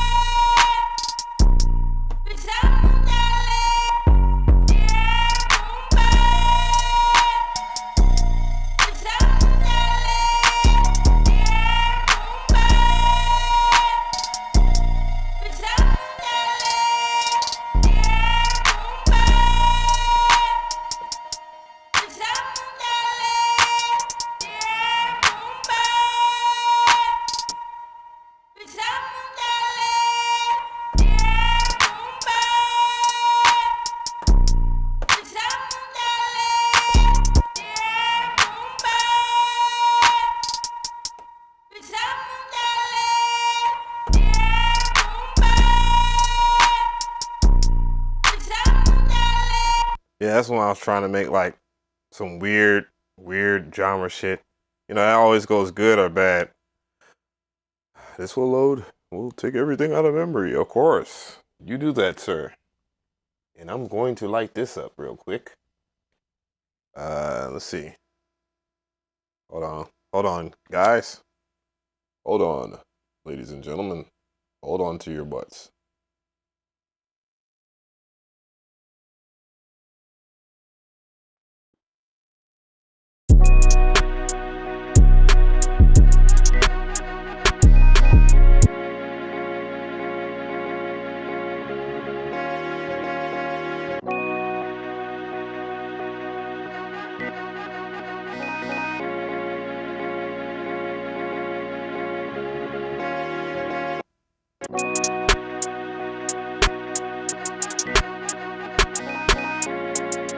Oh, it was African. If I'm not mistaken, it was like, not African language, like, it's like several African languages.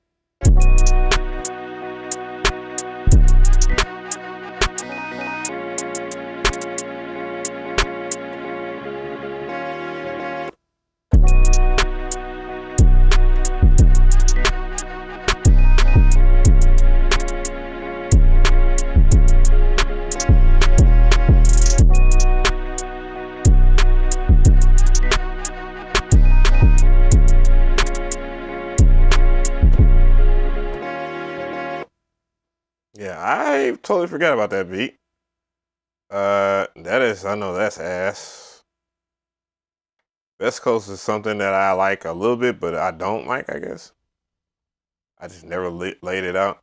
Or I probably have, and I don't know.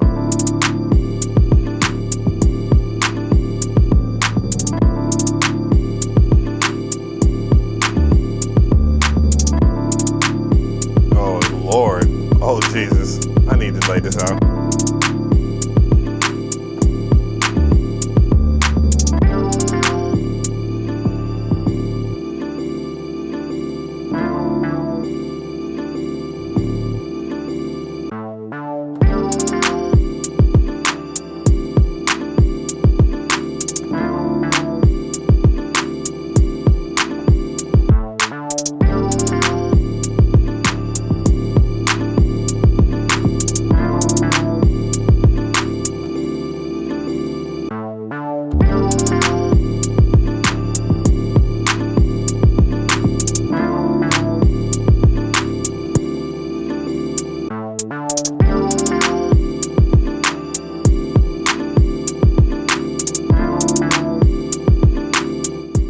Yeah, I got some shit I just have not laid out on here, but it's just fun to make beats on this some bitch.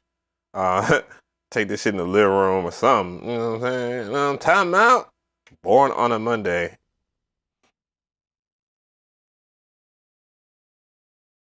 I didn't know you had the live long and prosper sign as a emoji. Oh.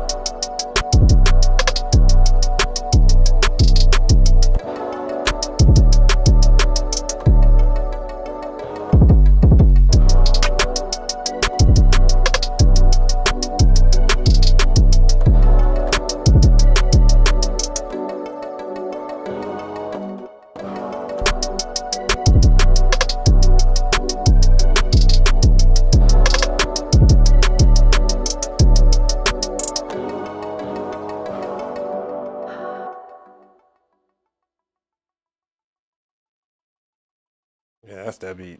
Yeah. Yeah, that's a dope ass beat. Like this, I did the Ching's beat on here too.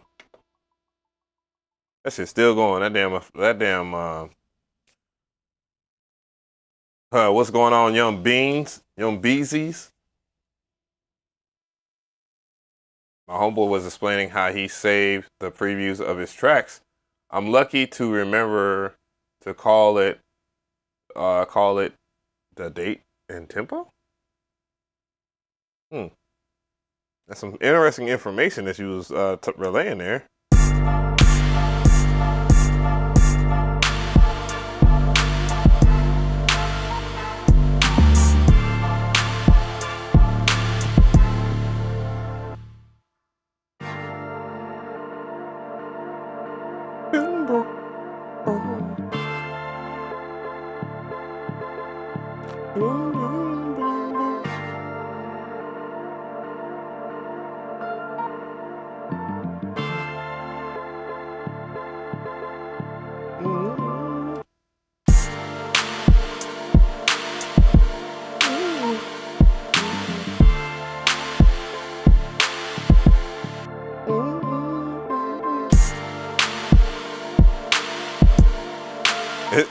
I keep on forgetting. You know, I sample so much, it just sounds weird. It sounds like a simp sound.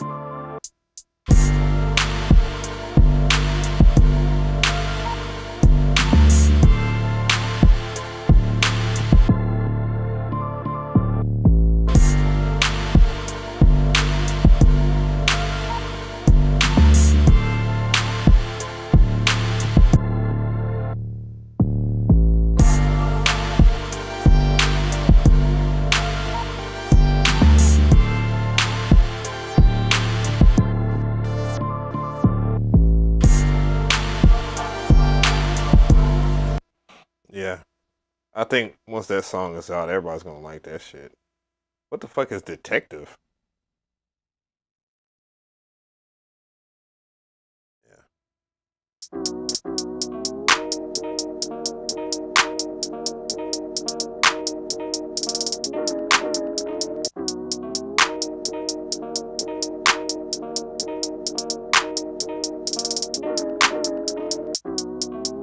Wait a minute, that's the beat I made in that one video. Oh, I didn't save it? Oh, because it was faster than that. Like right around here.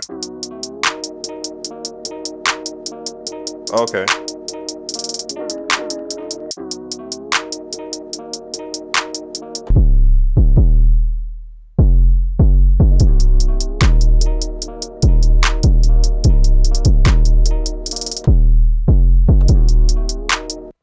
Yeah, that's from the demo video. What is Dirty Minds? Dirty Minds, baby.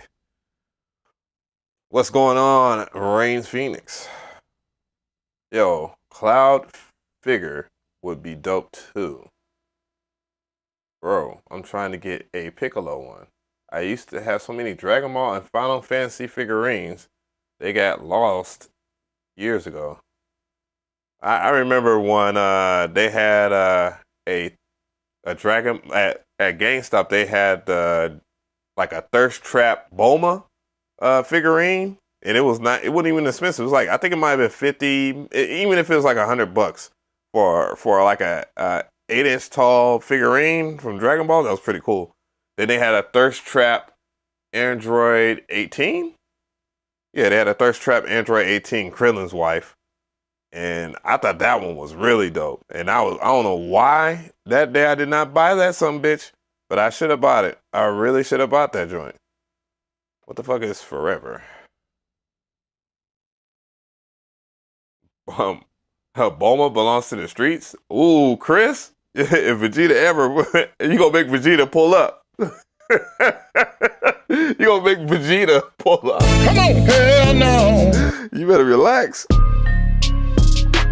Oh yeah, I hate that beat. I don't know. I spent time trying to impress somebody with that beat, and I'm like, ooh, that beat was horrible. Nothing good about that beat.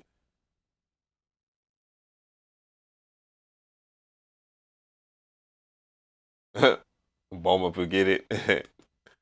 Vegeta swung on goddamn, what's his name, man, in Dragon Ball Super.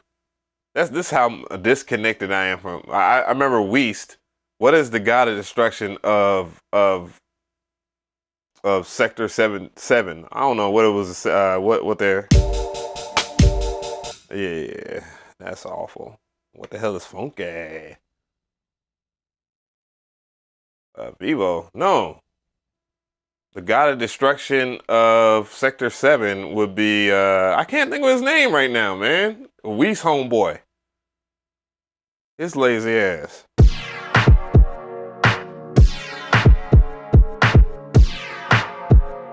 That's actually a good vibe. That, I think this one, this would be, that got scrapped.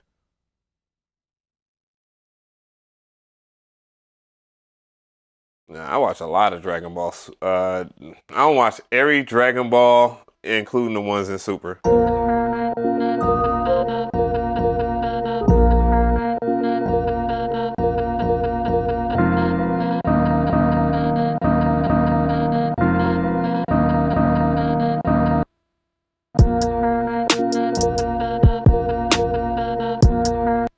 Oh yeah, that's Don't Do Me. What is Jaya household? I don't care to play any of my house shit. The fuck is this though? This has a date. Don't even have a name. Beerus, yes, Beerus, Lord Beerus. Yeah, Vegeta fought Beerus after he slapped Bulma.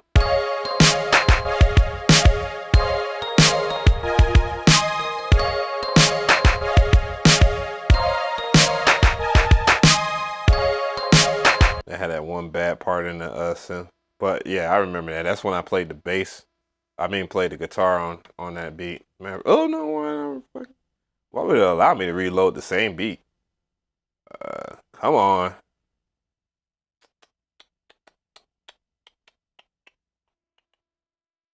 Let's see.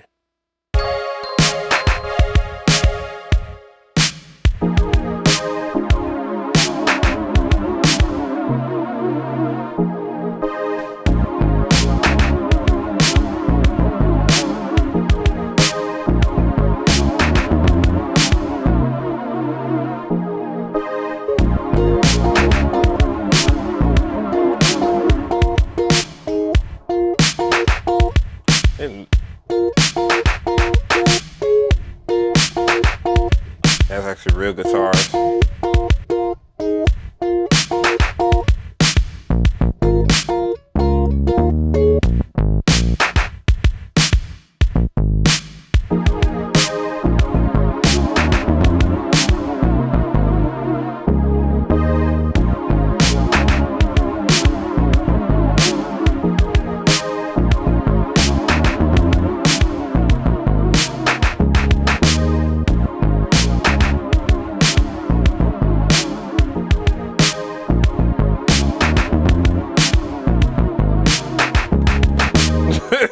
That's so. Oh, call the weekend on that shit. Key Groups, that's a bullshit beat. Living Savage, I think that's another trash ass beat. Let's see. Yeah, I wish HBO Max would get the rights to Dragon Ball. I'm just saying, they got Toonami on that bitch, and they have like adults, the Adult Swim lineup. But I would love for them to get the Dragon Ball shit. Like fuck Crunchyroll. Like Dope Av, you want a record deal? A record deal for what? Well, Chris, this is filling my 10-year-old self with joy right now. 80s feel is great. Yeah, the MPC has some pretty tough shit for like 80s type tracks, to be honest. And that's probably because like Andy be on his shit. But Andy can do a lot. Andy is pretty versatile on the MPC. For those who don't know who I'm referring to Andy Mack that does all the demos at AKAI. He's a very versatile guy. Oh my God, that has to be a beat I made for one of the first beats.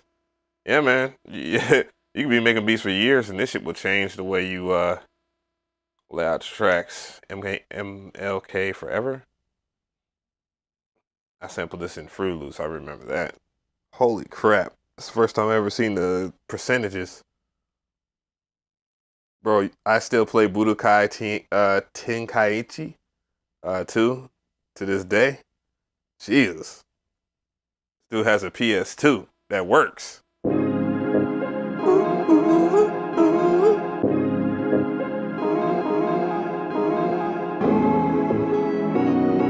So this is one of the beats that didn't make that compilation. And the other producer, Art, he ended up doing a nuts job with it.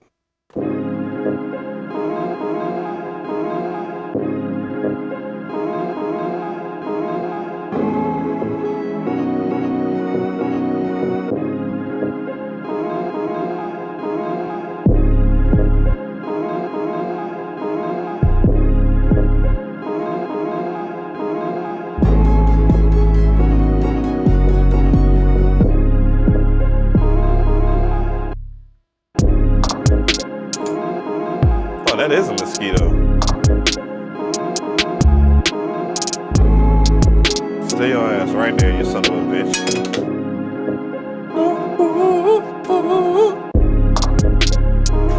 Bastard. Ah, he got away.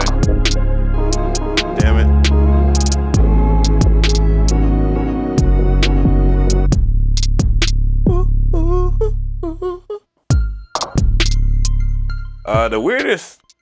The weirdest sample? I don't know.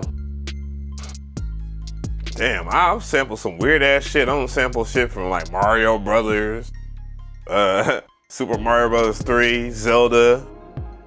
You know, I don't think sampling video games is so different these days. Anyways, I've heard so many different versions of the Super Metroid theme, and I'm like, damn, did they really think of that?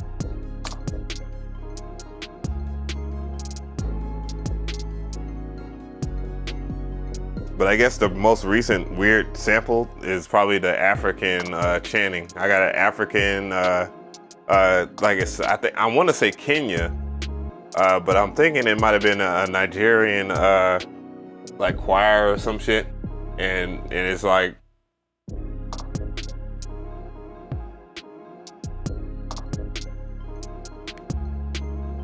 Young Bean say, yeah, I'm the best producer. Oh yeah. Y'all like, what is it? What time is it over there in Texas? Oh, 12:36.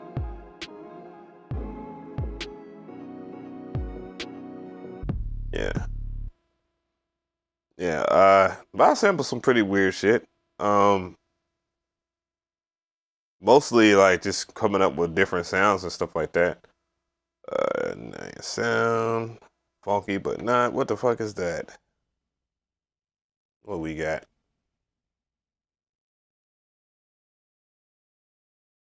Yeah, so your ears are getting hairy. Well, welcome to getting old, operculum.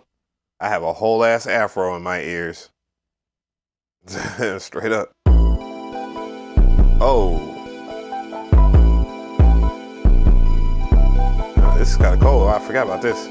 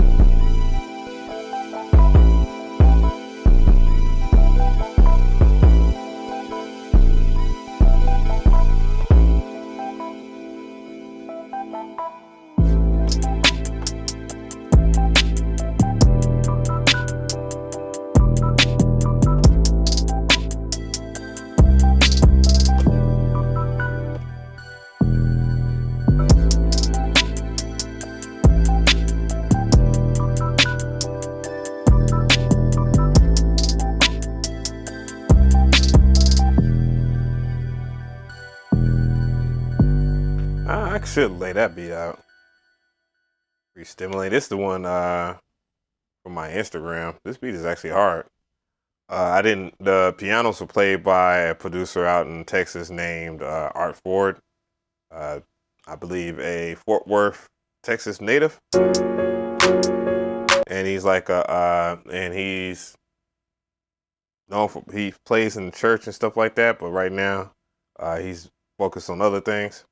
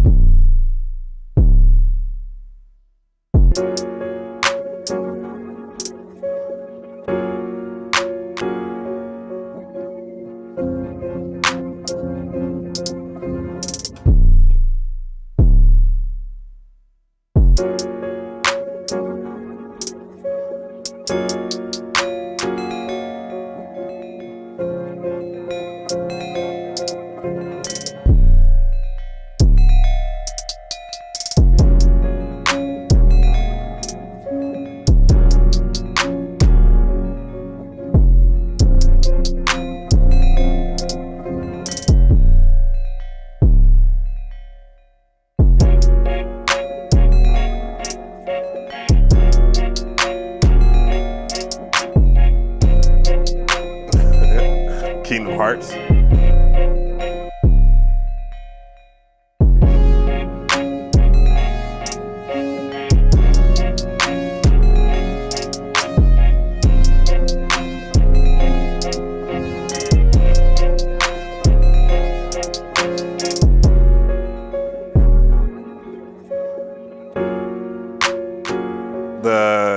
That sound, the chime sound is this right here. It's hype synth.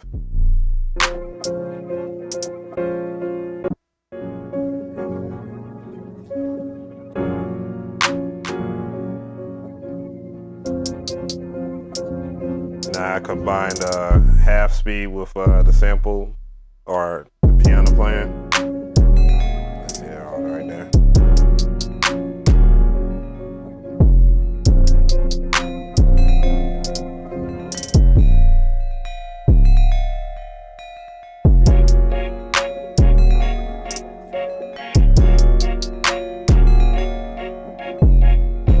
I don't even think I used quantizing on that beat.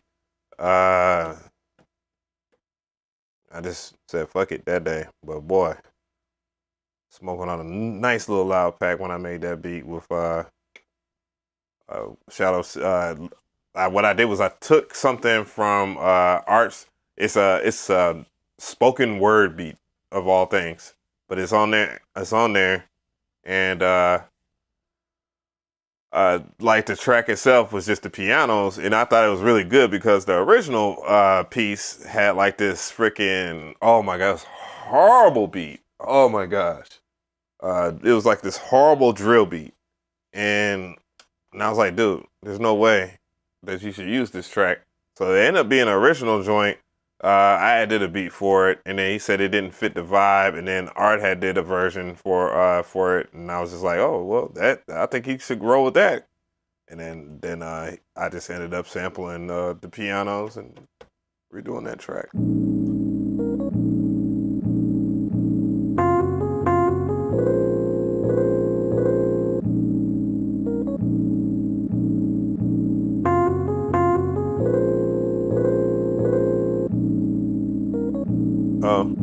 Well, it might help if I play the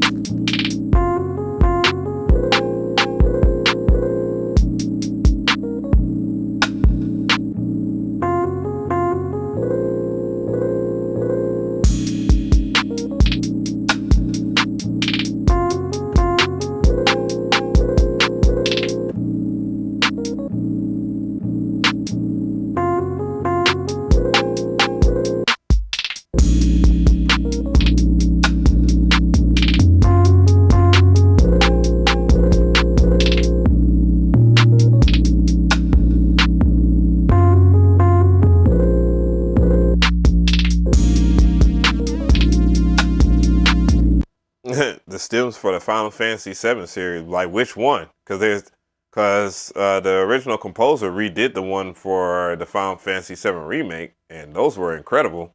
What was but I like the original songs and stuff like that. I got those on my MPC as well. Matter of fact, I got where is it at? I think it's called Final Fantasy VII. I got all the samples and stuff. It should be on here. Final Fantasy VII OST. Yep.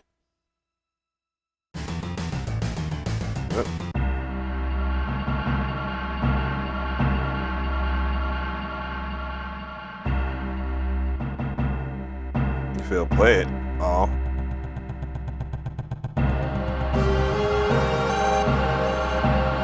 I actually have the sound.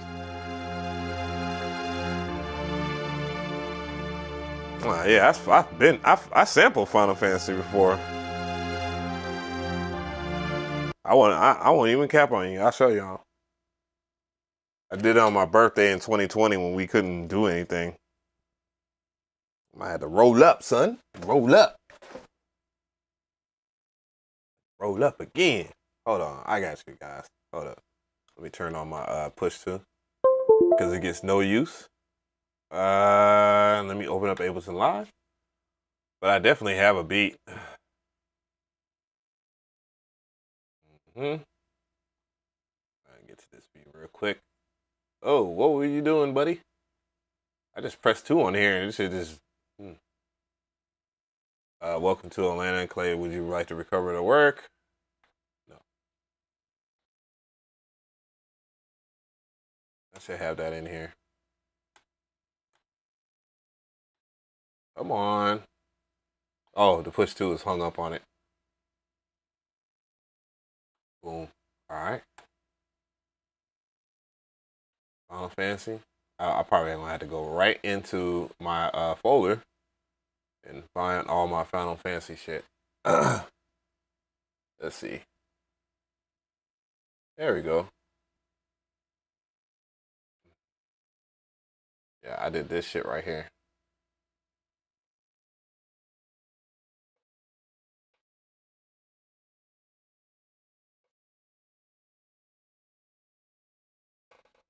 Boy, I tell you, there ain't no candles like no Yankee candles. From freaking either Walmart or Bed Bath & Beyond. Oh, shit. Hopefully I didn't mess up the audio. It doesn't sound like it's messed up.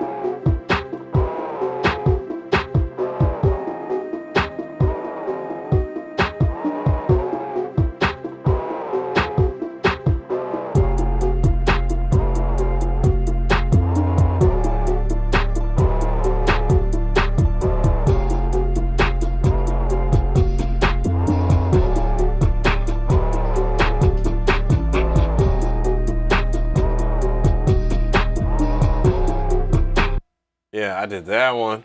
I always liked that one, but there's another one I like. Damn, niggas is blowing me up, boy. Natural. Get that popping. Sound select, soul select. What? Okay. That was anxious. So, Michael Woods. No, we're not gonna stay. Weirdest beat. Told you I have my inner Percolum audio in me. This one, this one right here. All right. Yeah, I love this beat.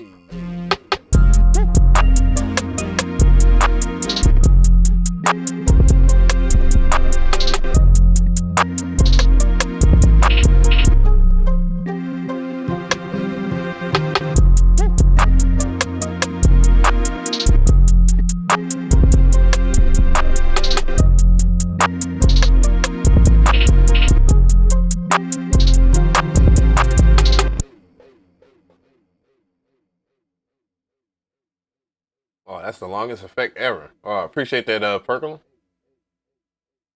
Yeah, they got some shit. I mean, they had that soundtrack. I wanted to get the, cause every Final Fantasy VII they print up a limited copy of vinyl for it. Like it's always a 4-piece vinyl, and I wanted the vinyl just so I could sample it off the records and shit like that. But man, by the time that Final Fantasy VII Remake came out, man, that vinyl was sold out because holy crap, everybody likes that. Mark of the Trader. Here's the whole entire soundtrack right here, man. This dude put in massive work on this damn soundtrack.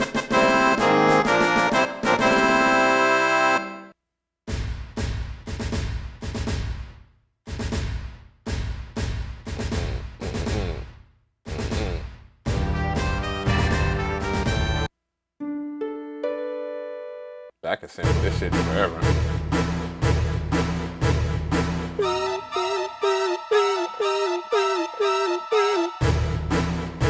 Played the fuck out of this game, obviously, as y'all can tell.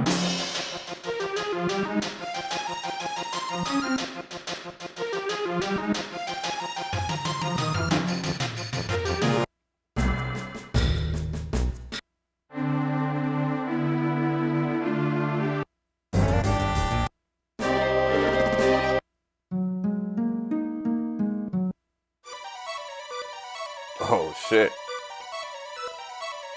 Hey, hey, hey.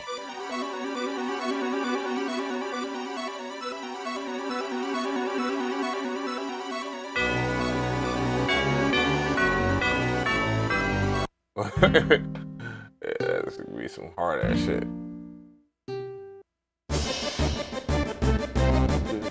This shit make me want to play the game again.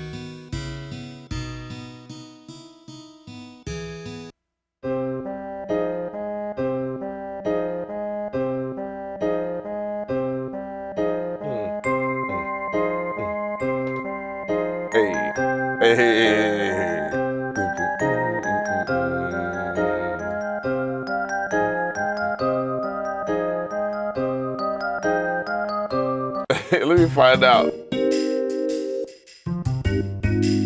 This is the one Perkle was talking about earlier. You sample this right here, you a beast.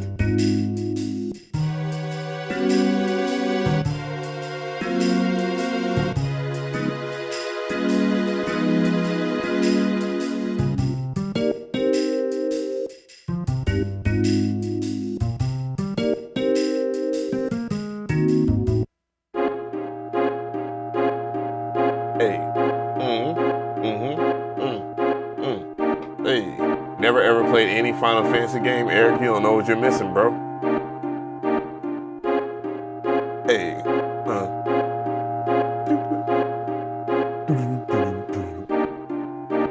Bro.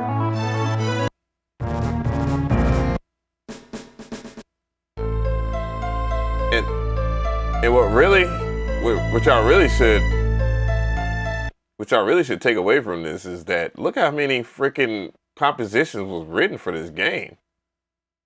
Like, it's a lot. It's a whole lot. That is a whole lot, dude. Holy crap. Yeah, you're a beast if you can sample this.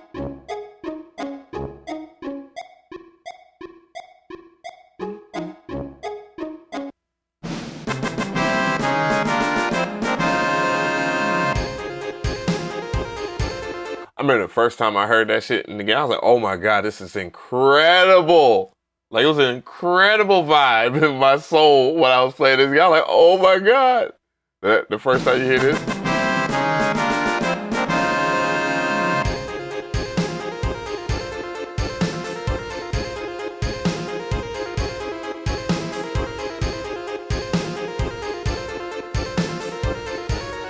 Bro, I was like, holy shit.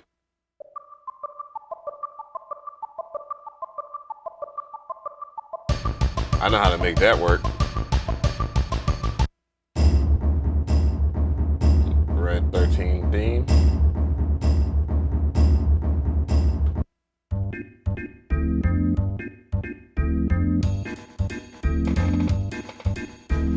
Where's the Chuckaboo theme, period? There it goes. Nope.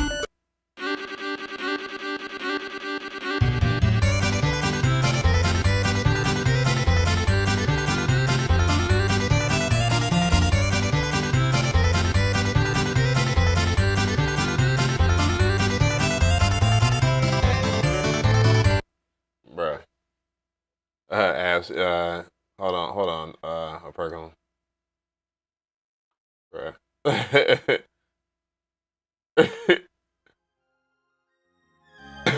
That's hard as a mug. Hey, shut me up right then and there. That sounds better than anything that John Giuliano did during that time. Yeah, that was cold. That was cold. Yeah, that was cold, dude. For real. Let's see. Yeah. That shit cold though. But anyways, guys, I'm about to get off the internet. I will see y'all tomorrow. I'm just gonna go and do some sleeping and wake up and do some videos. I had a couple of ideas. I know people want me to do some reviews on plugins and shit like that. There's one in particular I want to talk about that I kind of missed the boat as far as like getting the trend of it, but it's not much that has changed on that plugin. The other thing, as far as like, I don't know, as far as trying to get something established here. Let me get some music here. Oh, no? No music, huh? Okay. There we go. But, there's a couple of, I know there's an MPC videos. I already have those, like, that I want to tap into. I probably might do one of those and then do the rest on Saturday. But I definitely want to do some software videos, I guess, for tomorrow.